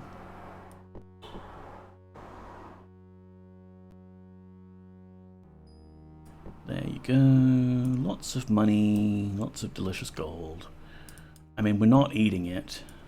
We rarely buy our food. We have a spell that can create food if we want it. And I'll leave all this behind. It's pretty. Like, Bloodspawn is pretty, the forbidden reagent. And look at the worm hearts. But we have a ring that just makes that stuff for us now. Alright, dude. I'm gonna leave you all to your Chaos War. Good luck with that. Has it been 7 days? Has the amulet recharged? Let me save before I do this.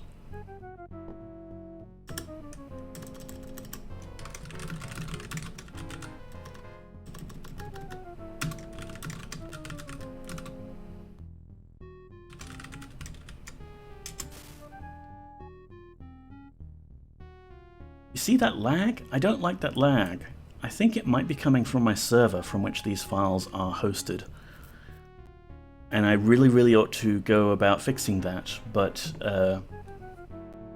chronic fatigue. You don't need to wait 7 days now. After you've planted the seed, you're free to come and go. Oh, nice. Besides, the doctor did visit Tandy, future president of the NCR. I don't understand. The tree has wireless charging. So, amulet balance, let's go!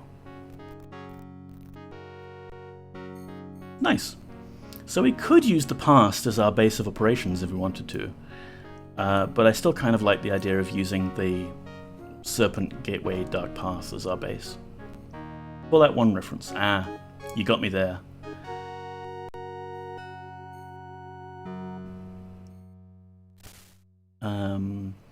So, we're back in Moonshade. We've done our important questing stuff. But there's still some things I would like to accomplish. Namely, messing around with magic items to make my party into an invulnerable squad of superheroes. But let's have a nap because it's late at night and I'm sure the party could use some rest after all of that heroic stuff.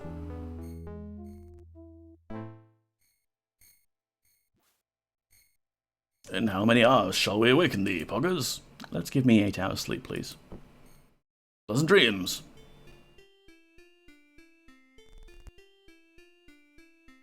Arise, Poggers! It is time to continue the quest. Oh, party member is a bit hungry. What a surprise. Alright, come on, let's eat. I'll treat you all to a meal, too. We don't have any guilders.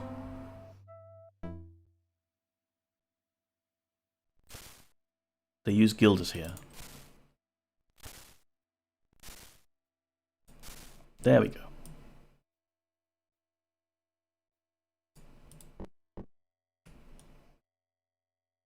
Leave the inventory management to the between stream stuff, otherwise we'll be here forever. Hey, Petra! And sure enough, Petra is in our body, or at least she's got our face. Can I bring thee anything, lady? I should be asking you that. Could I have some food? We have a fine selection of meals available for thee to choose from. Art thou hungry, milady? I mean, I guess. I'm an automaton now, but... sure. What art thou hungry for, milady? Petra, could we have some sausage? Petra, could we have some sausages? My sausages are very good. 25 guilders is my price. Milady, is the price acceptable? No, we haggle at everything here.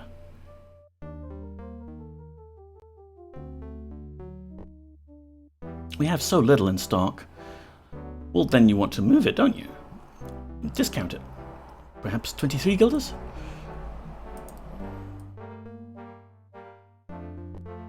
Fish!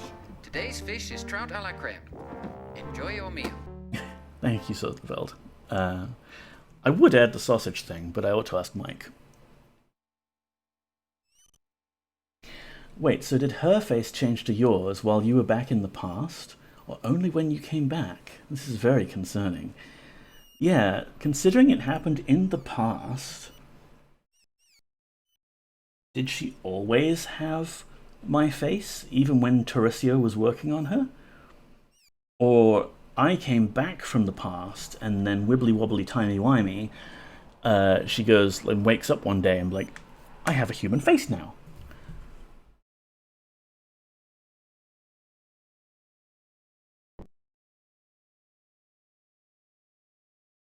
How about 20 guilders? I am pleased, milady. Dost thou agree to 20 guilders, milady? Yes. How many sausages wouldst thou like? If I have 10 of them, that's actually already 200 guilders, isn't it? I only picked up that much. Enjoy thy meal. No. Food is expensive. We will shortly get an item that lets us just have infinite food, so that's another thing to tick off on our magical items list. When you're here in the past, does time keep passing here, or do you come back to the same point? Another good question.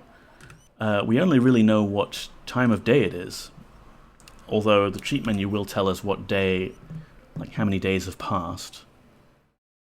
Where is it? Or does it not? You can set the time, but you can't query it here?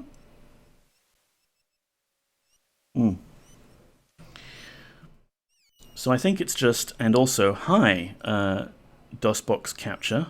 You've, again, failed to capture the window because the title keeps changing.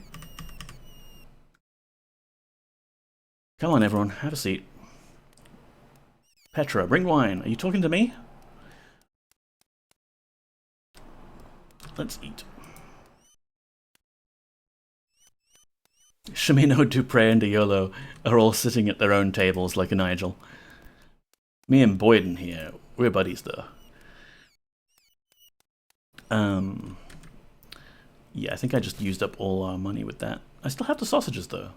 So the order of inventories searched for food must be like party members first. Interesting.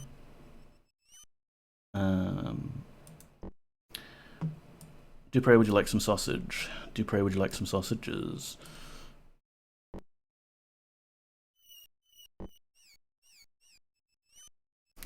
So, we've arrived back in the present, and we want to do shenanigans. Quick coffee break. Hi, James. Hi, chat.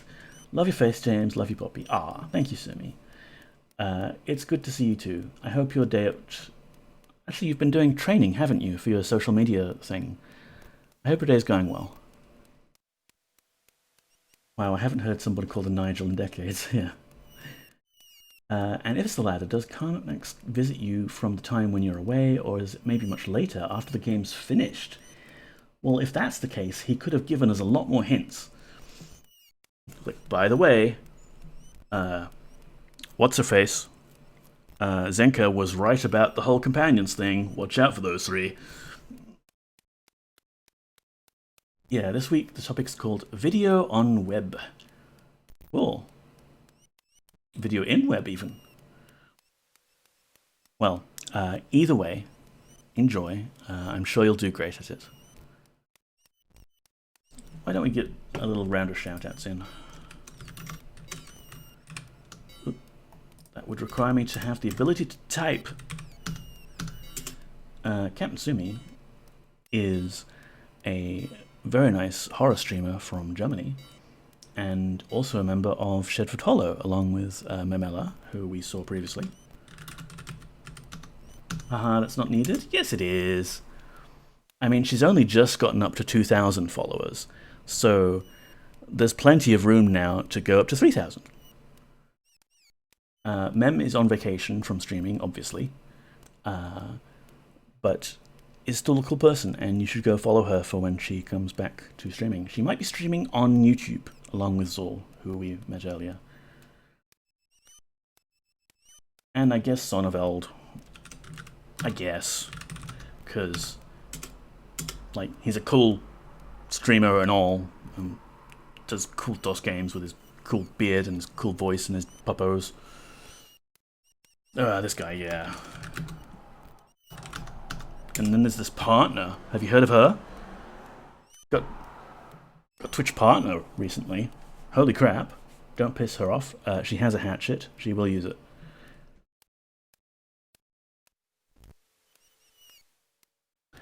But yeah, you can... OBS, come on. There we go. But basically, you can check out anyone in the retro streaming community. They're all very nice. Let's do some shenanigans with magic items before I need to collapse in bed. That would be fun, wouldn't it? Yes. So what we're going to do is we're going to offload some of these items. Can I put that there? I can't. And you carrying anything interesting? Stuff. Dupre, his dual wielding sausages. NPCs. Boyden has all of this gold that we ought to figure out with something to do with later. That book. Yeah, I mean, I ought to dump some items from people so that they have enough space to be able to carry these things. Although if we get their backpacks off them, that'll be mostly enough, right? It'll be fine. And besides, once we're done with the shenanigans, everyone is going to be super strong, so we won't need to fiddle around so much with the inventory. Magic items are meant to be used and abused, Paru, and abused. So let's close the door here. None shall witness what crimes against magic we're about to do.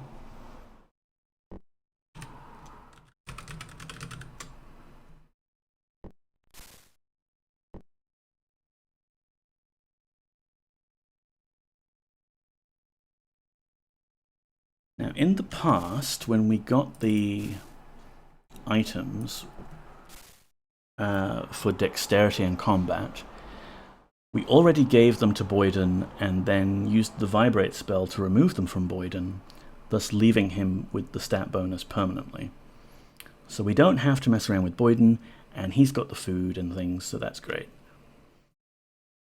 He's also got 18 training points that we're not going to need to use anytime soon. Who's next? Well, the Avatar, who we accidentally turned into Petra. We're not yet at full with her, despite using the axe and the gauntlets and the belt. So let's take everything off and check what our real stats are.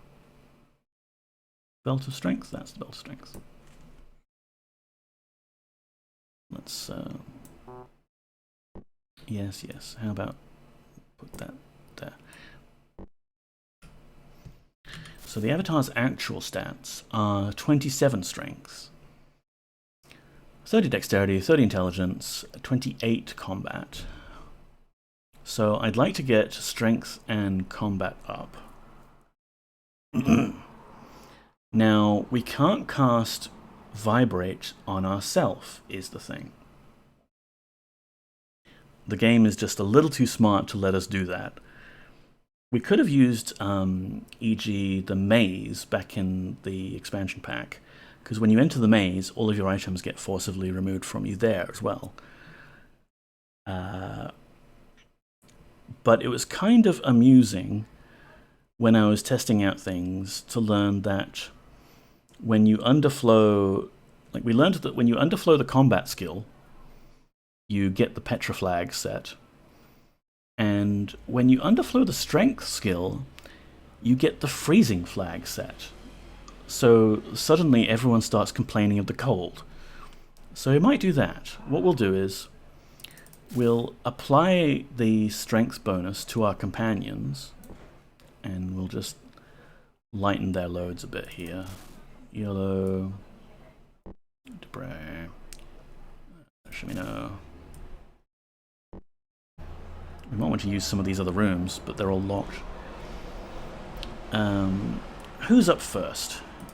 YOLO, you feel like you could do with a strength bonus. Yes, yes, you could.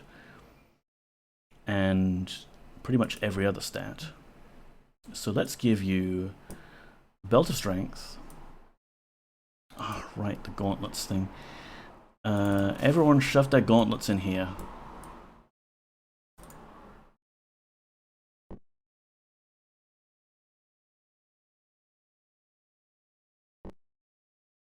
And belts. Yep, none of those. Except that you're wearing now. You wearing one? You're wearing one. Right. So YOLO is now wearing the Belt of Strength and the Gauntlet's Quickness and Erenon's Axe. And as a result, he has 28 Strength and 30 Dex and 30 Combat. Hooray! What would happen if we were to cast Vibrate, though?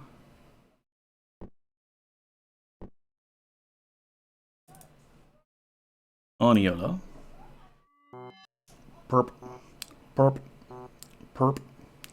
Game gets a little confused when trying to dump out the items that you're not supposed to be able to remove.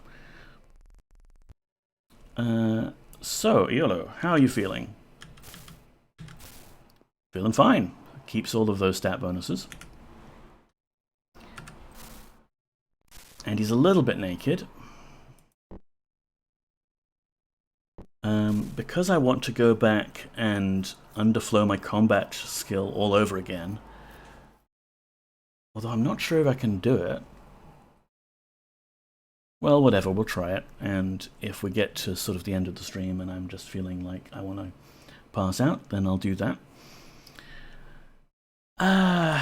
Let's just try and make our companions into superhumans. So we've got to sort through all this crap of yours, YOLO. Unfortunately means a lot of items all over the floor. Here, put the gauntlets on the side and the belt. The gauntlets will currently be loaded with a negative amount of dexterity, which we don't want. But combat and strength we do. So we'll take the axe and we'll take the belt. No, come on, put it on. What did that do to the avatar? Absolutely nothing, because these items thought they were still equipped on YOLO and have memorized the amount of stats they need to remove when they're taken off properly. Which means when the avatar takes them off properly,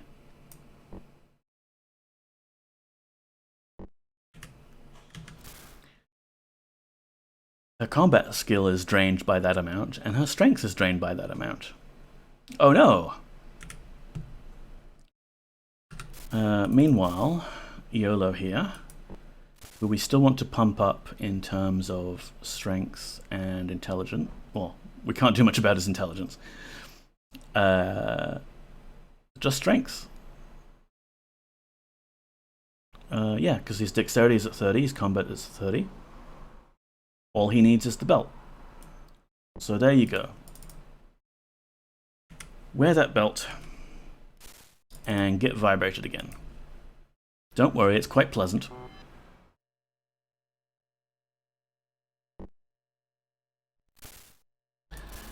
So we've permanently endowed YOLO with 30 strength, 30 dex, and 30 combat. And the belt is remembering the, like, what was he at? 26?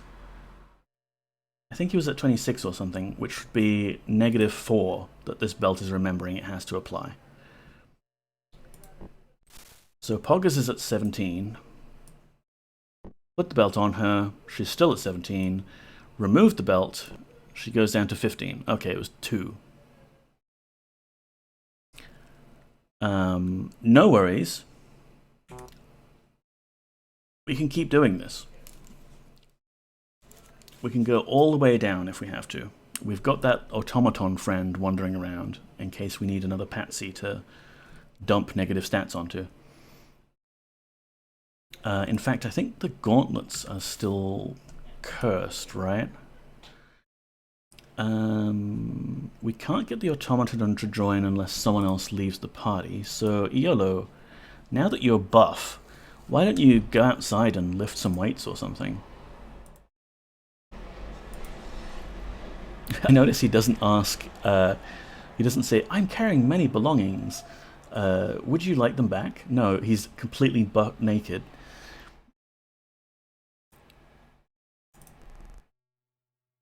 Automaton, where are you?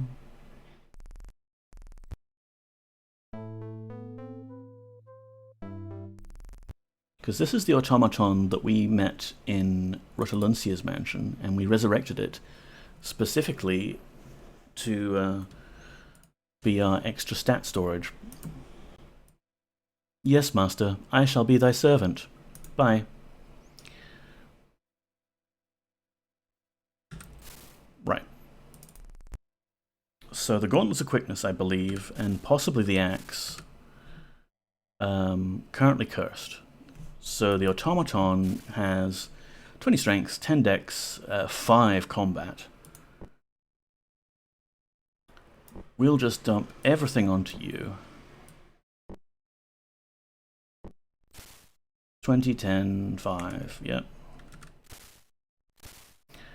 And then manually remove things so as to apply any curses.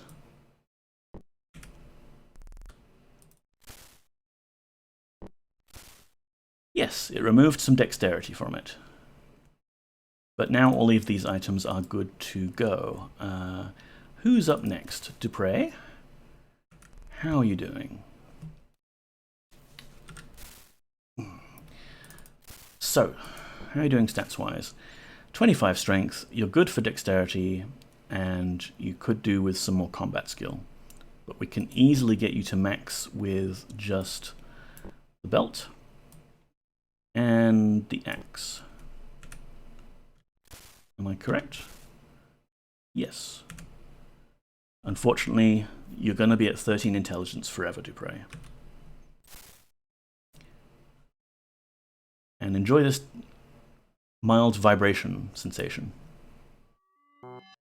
Perp. Perp. Alright.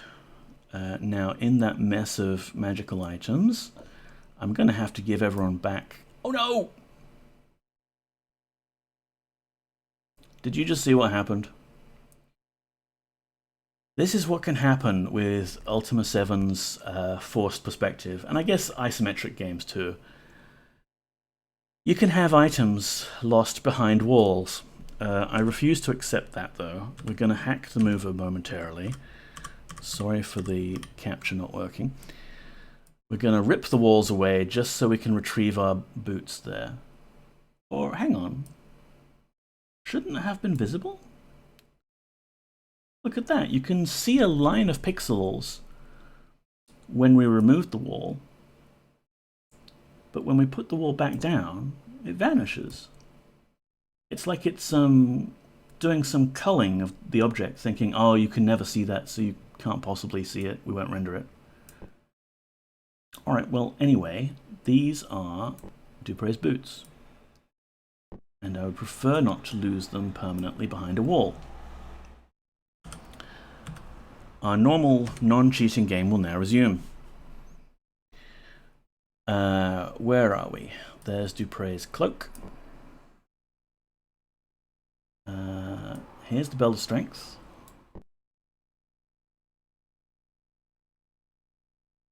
If people could just...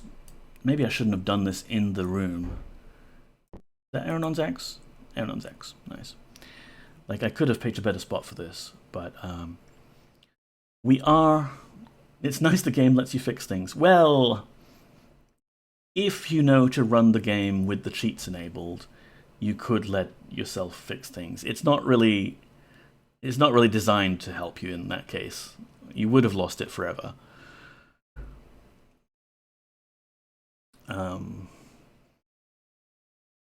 Yeah, but we're doing our secret shenanigans in our rented-in accommodations here. I think it makes some sense that there's going to be a bit of clutter. Oh dear. Oh, the game is struggling. Come on, Pathfind.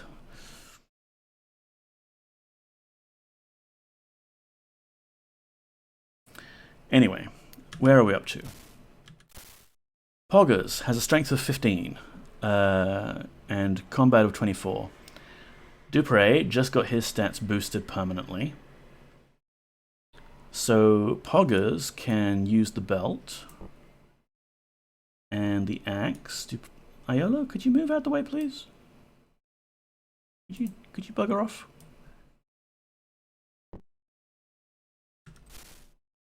And then drop said items.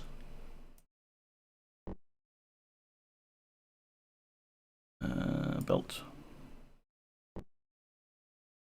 To further lower our stats, strength of 10, combat of 18. We can do this.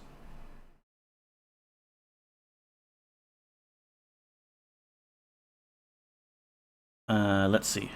Who is Dupre done? Yeah, Dupre's done. So you can leave the party now. Just to give us some room here, okay? Shimino is the one guy left. I kind of wonder if we vibrate the Helm of Light off of Shimino, will it just stay light forever? There's no downside to having the helm. It's a perfectly good helm. Unfortunately, it's daytime right now, so we can't really tell. We'll try it anyway. What's his stats like? He needs a bit of everything.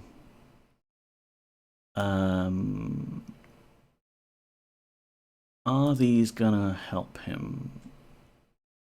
Yes. I'm trying to keep track of which items are currently memorizing a negative value for strength or combat or whatever. But yeah, if we give you everything of these... No, you don't hold it, mate. You put it on. Seriously, work on that intelligence stat. And where's the axe got to?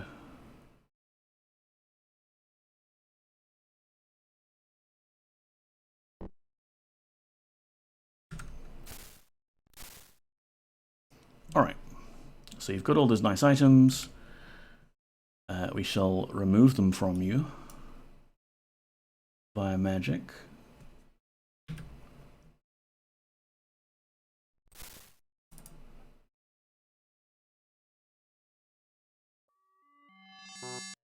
Perp. Perp. Perp. That's a lot of items to move out the way. I need to bump up my frames again. How about we drag the party over here? Over here. Yeah, thank you. There's Cursed Axe. Is this Shimino's pack? It looks like it is. Yeah. I should have stripped them all naked. That's what you've got to do to your party. Strip them naked. It's the only way. Cursed belt, cursed gloves. Yes, yes, I get it.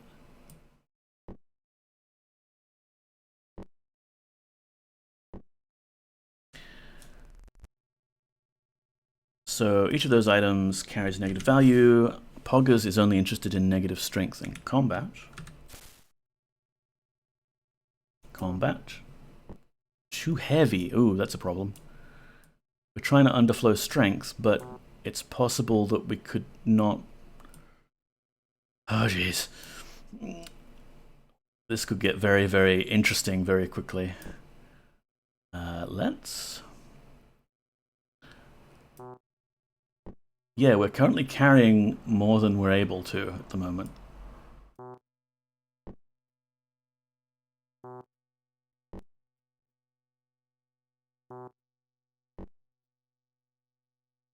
Such scandalous naked automaton.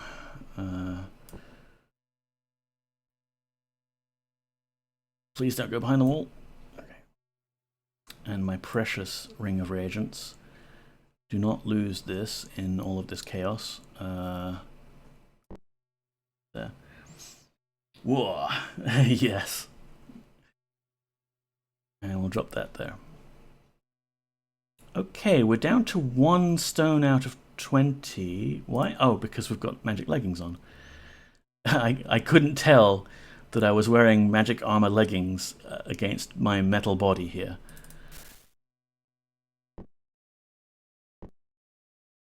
We're still at 1. Oh, the serpent earrings. Don't forget those.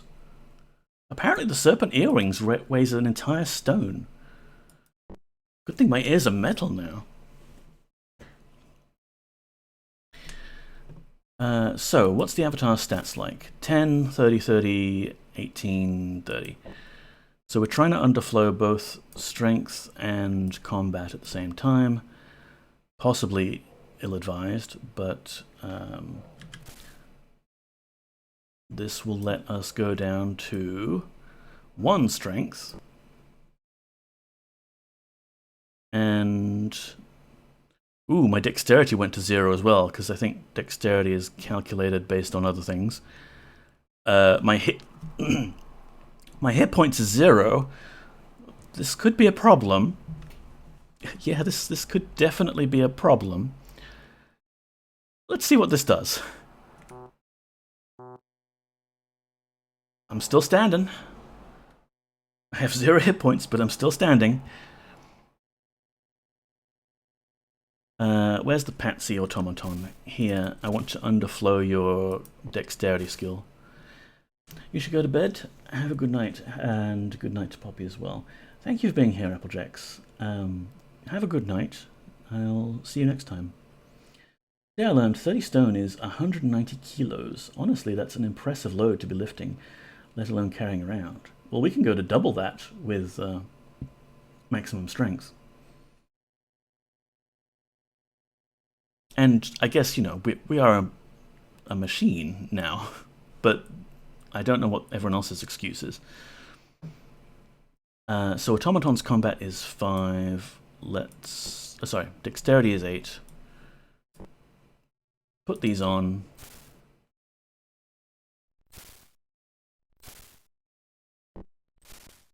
Dexterity is still 8. Take them off. And you've gone down to 5. Cool. But these items are nicely uncursed. Did that work? I didn't catch it in time. It should have. Let's see. Let's save mid-shenanigans.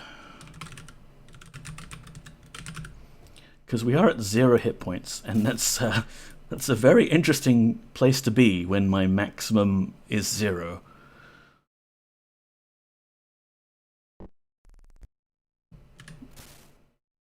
Okay, we've got 1 hit point back somehow.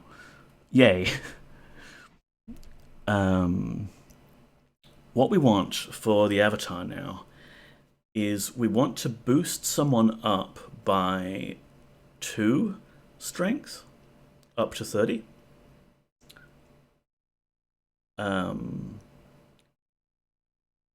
And we still want to drain a whole lot of combat skill. So, what's Shimino at? Okay, Shimino's at 29 strength. That's not actually the strength we want, because we want him to be at 28. So that we can get the belt to remember that it has to subtract 2. We subtract 2 from our current score here, which takes us to like 254. No, maybe 253. Either way, it will wrap around and we'll end up at like 30.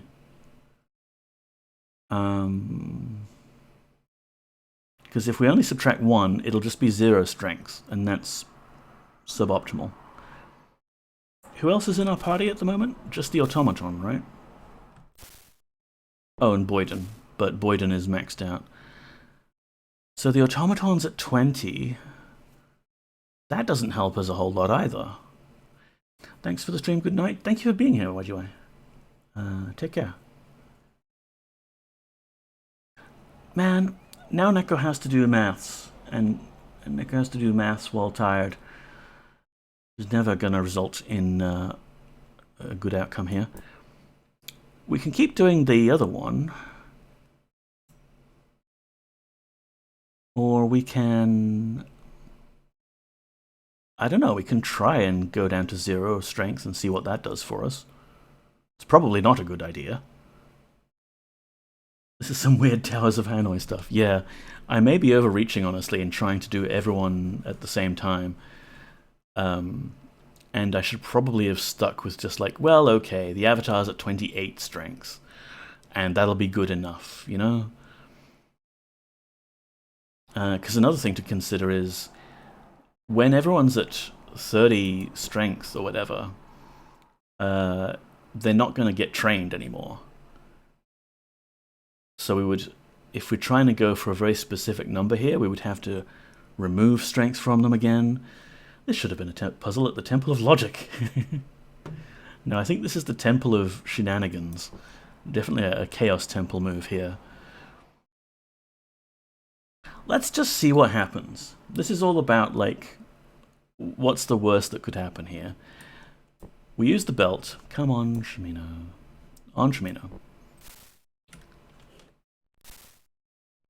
He goes up to 30 strength. I don't have my spellbook on me anymore. Or the Ring of Reagents. Damn it. I need those items to do all of this stuff.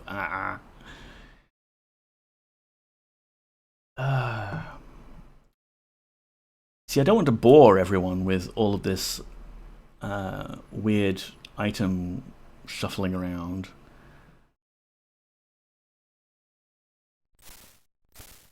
I hope people find it interesting. Where's that book? Here we are. Too heavy! This could be a problem.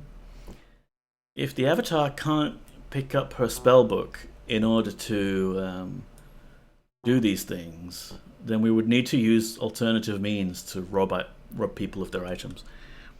On the plus side, you and Sherry now have the same strength.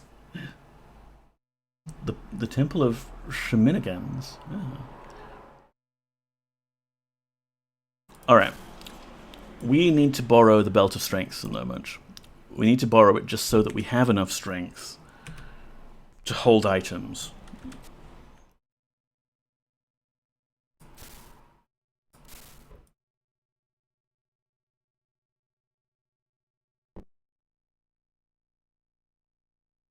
And as aforementioned, but let's just check, we can't vibrate on ourselves? No.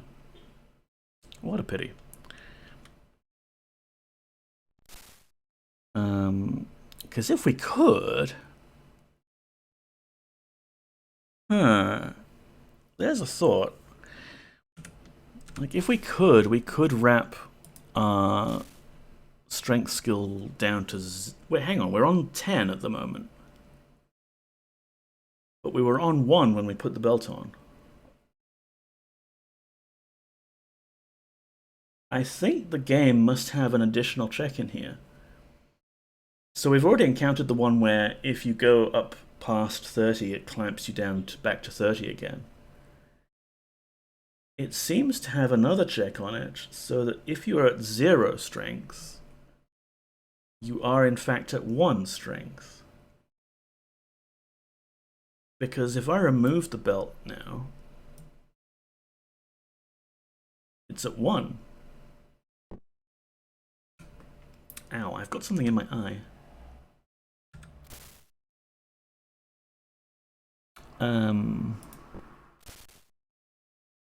But if we add the belt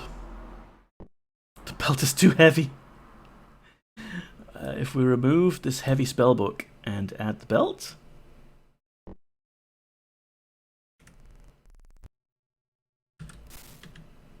yeah, we're at 10.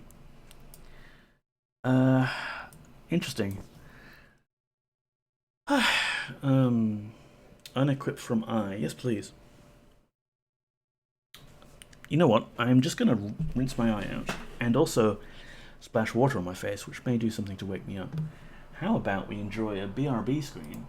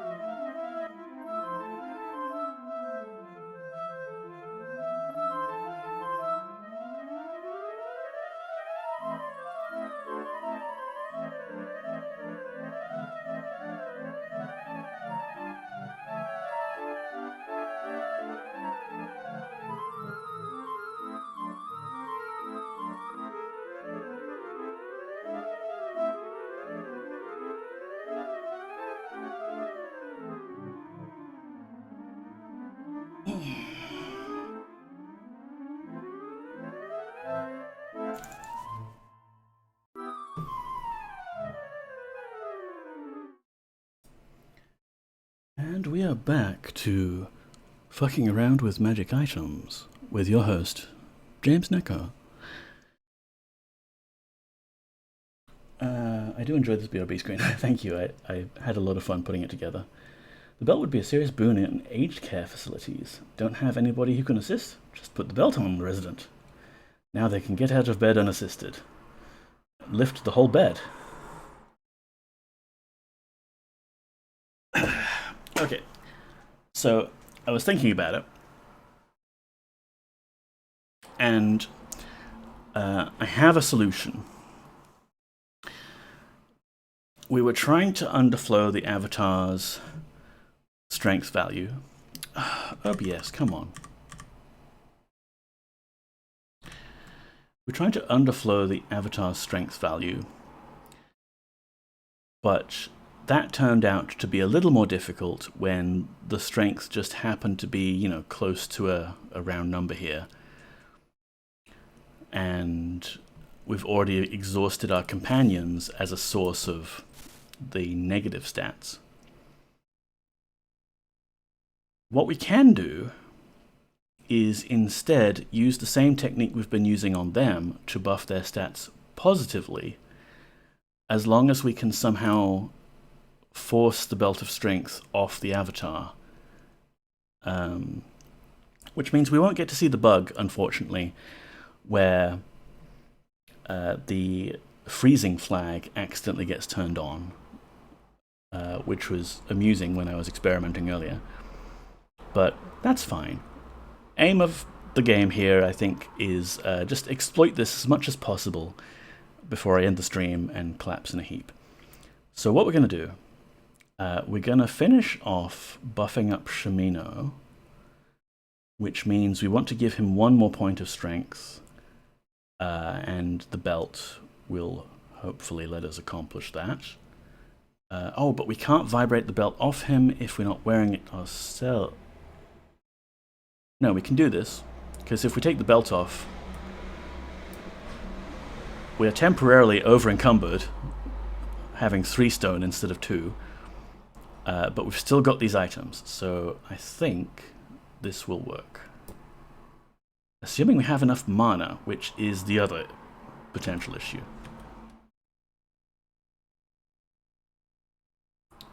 Huh? No? Oh, we're at 0 hit points again. I think the game thinks we're kind of, like, unconscious, because I couldn't open my inventory. I think we need to wait for the game to regenerate as a hit point. There we go. So, Shimino, dump the belt, please. Belt has a negative stat on it, but whatever. Oh, we can't equip it. Oh no, where did it go? Avatar, where did it go? It was on the ground. You tried to pick it up. Then what happened?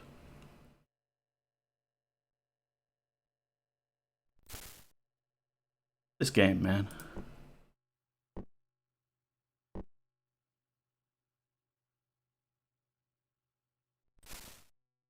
I'm not wearing it. Somehow it went back on Shimino.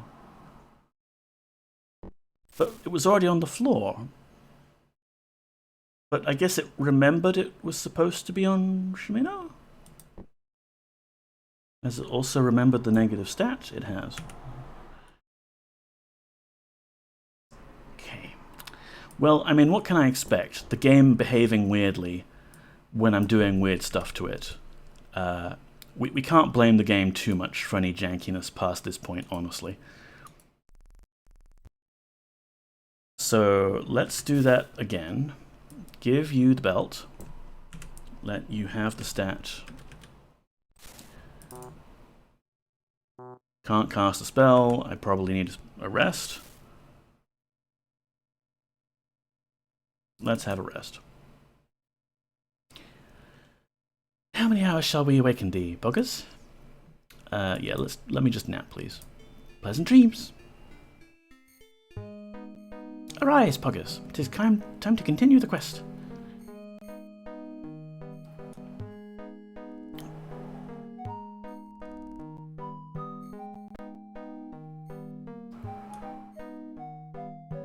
Alright.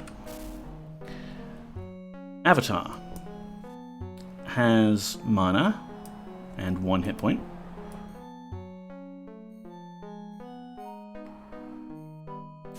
Shimino has Belt of Strength.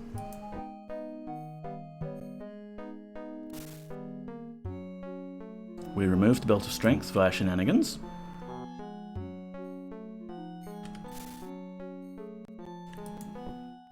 Shimino is now buff and has all the stats where we want them.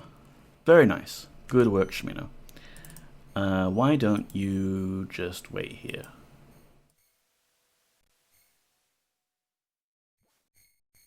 Because now... belt is too heavy.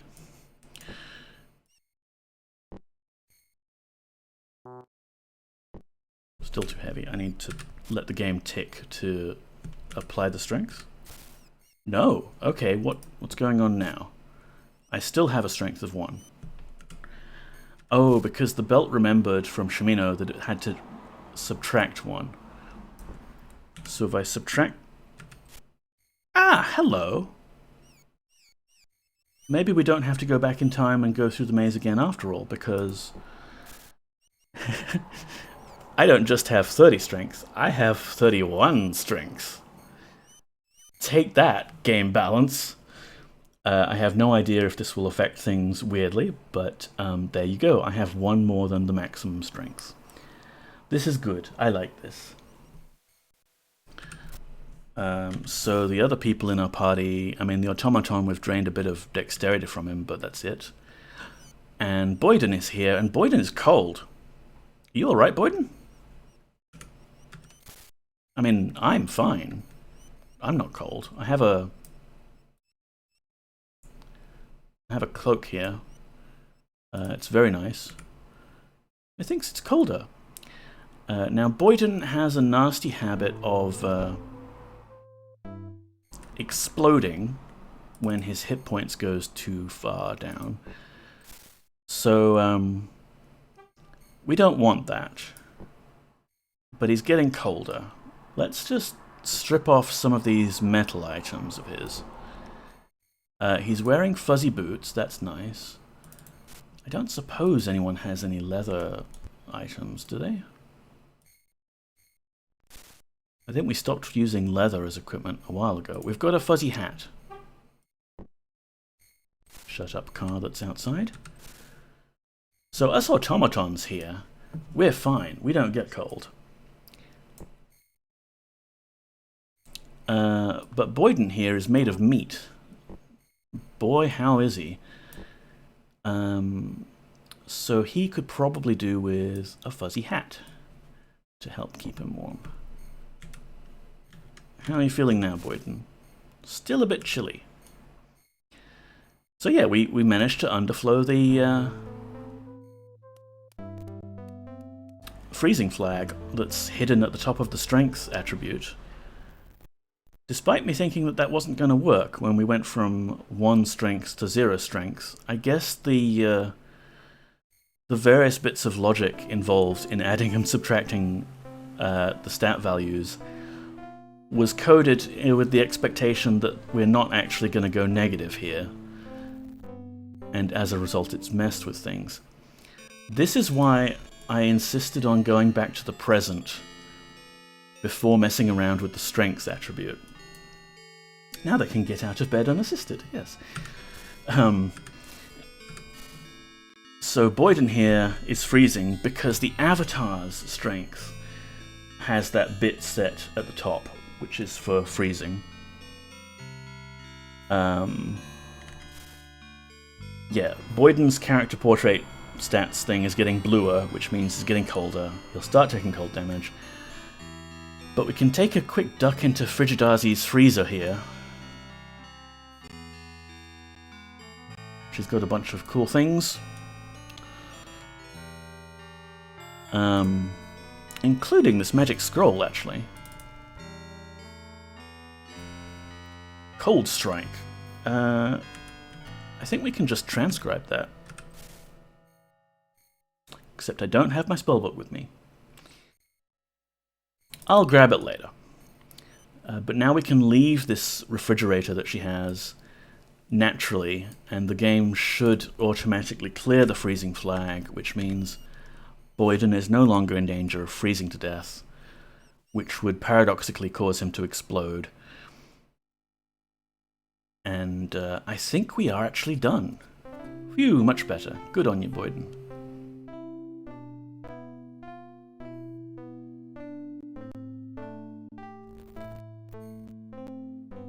I was honestly kind of hoping that we could use this automaton here and really drain his stats, because this is the automaton that attacked us. And leave it feeling a bit dumb and stupid. But as it happens, we've only drained it a little bit. It's fine. We'll leave you here to help out with the work at the inn. Leave. Yes, Master. And we can get our party to rejoin us now. And I'll save re-equipping them all for later. I'm ready to provide whatever aid I can, my lady. Join. Thank you for the magic orb redeem, Stardrop. As soon as I find the magic orb in this big pile of stuff, I'll ask it a question. Most gratefully. Yellow, you want to join? Wouldst thou enjoy some idle conversation, my lady? Or shall I embrace my lute and provide a musical interlude? You're naked right now, Yellow, so I don't think you have your lute. Just join the party for now. 'Tis always an adventure to travel with thee, Poggers. I shall be proud to accompany thee. All right. And also another question from Sonneveld. Where's the magic orb in Neko's big pile of stuff? Now, come on, Sonneveld, you can't ask that when we haven't found the orb. And when we do find the orb, we'll have the answer to the question. Stop trying to generate paradoxes. Where's Dupre in all of this? Is he at the bar? He's at the bar. Hey, Dupre. The sands of time are dwindling. We must hurry. Yeah. Join. With great pride. So now let's have a nice look at our party. We have Petra, or Poggers, the Avatar, with 31 strength, 30 dex, 30 intelligence, 14 combat. I need to fix that. I can fix that. I'll fix that off stream. Okay, you know what I've been doing.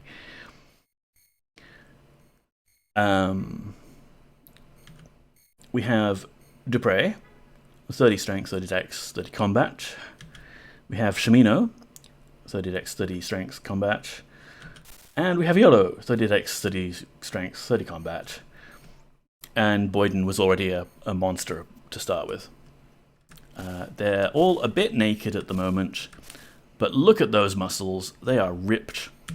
I have transformed my party into incredibly muscly superhumans, capable of each of them could destroy a whole city if they pleased. But of course they won't, that would be bad. It's a good thing that they're on our side. Now let's catch up with chat. Poppy, what is it? Was she doing something cute? Did she get up and have a look at something? Sometimes there are birds. Imagine freezing causing an explosion. James Cameron near the end of T2. Also, it's really bad at answering open questions. You need the GPT-4 upgrade, yes. More importantly, capable of pack muling to the maximum degree. Yes, Deathmatician. We need all of these fine people to carry our stuff. Look at all this stuff. We need all of this stuff. But I think this is the Avatar's backpack here. And spellbook. Let's not forget that. I do love how the way they've got a paper doll icon for it.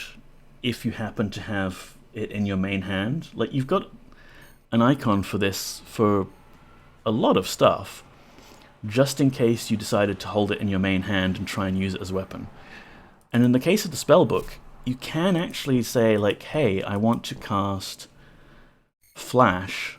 I think that would work. Or Paralyze, that works very well, as a melee attack weapon. You can do that.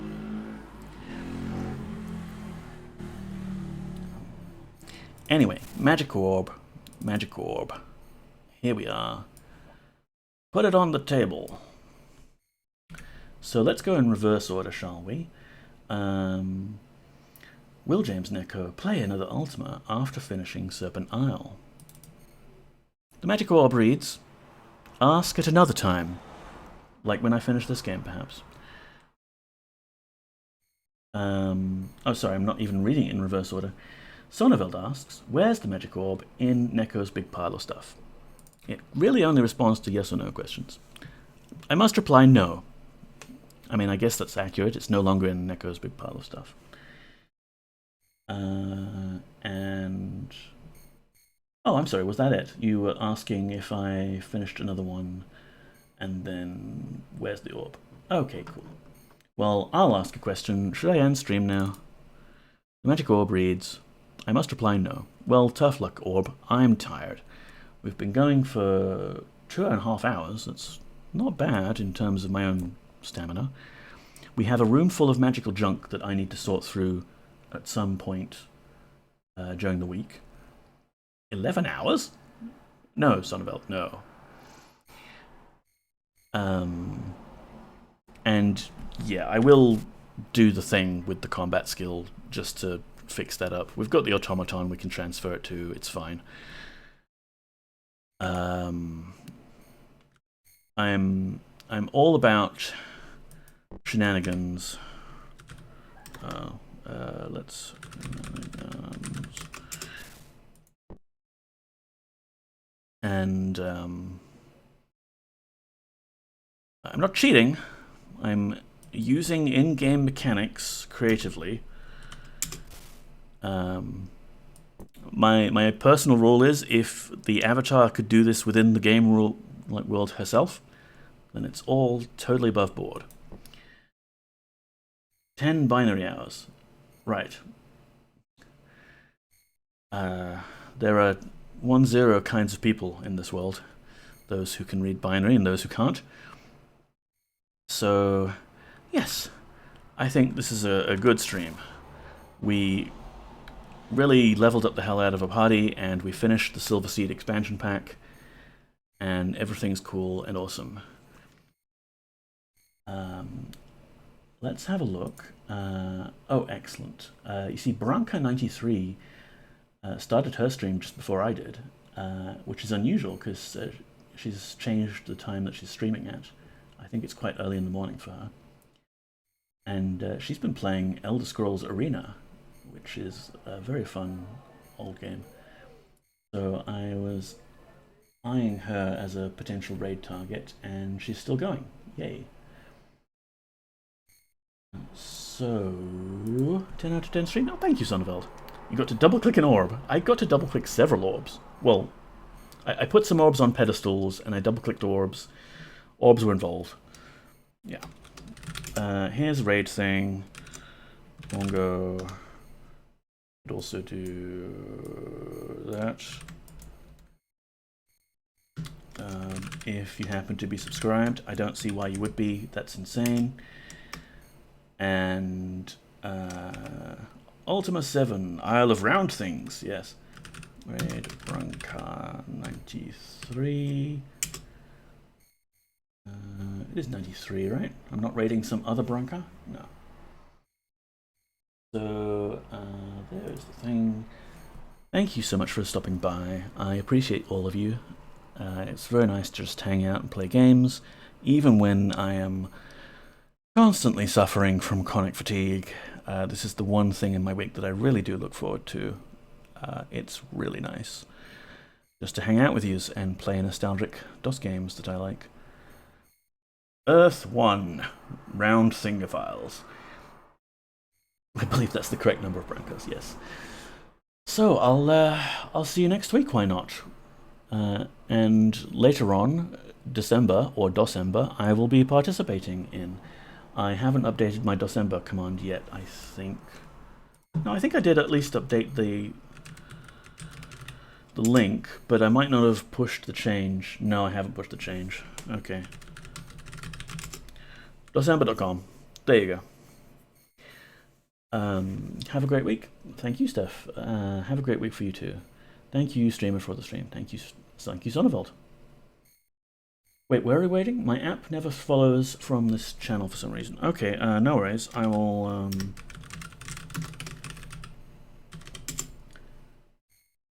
Here. Here we go, Star Drop. Branca 93.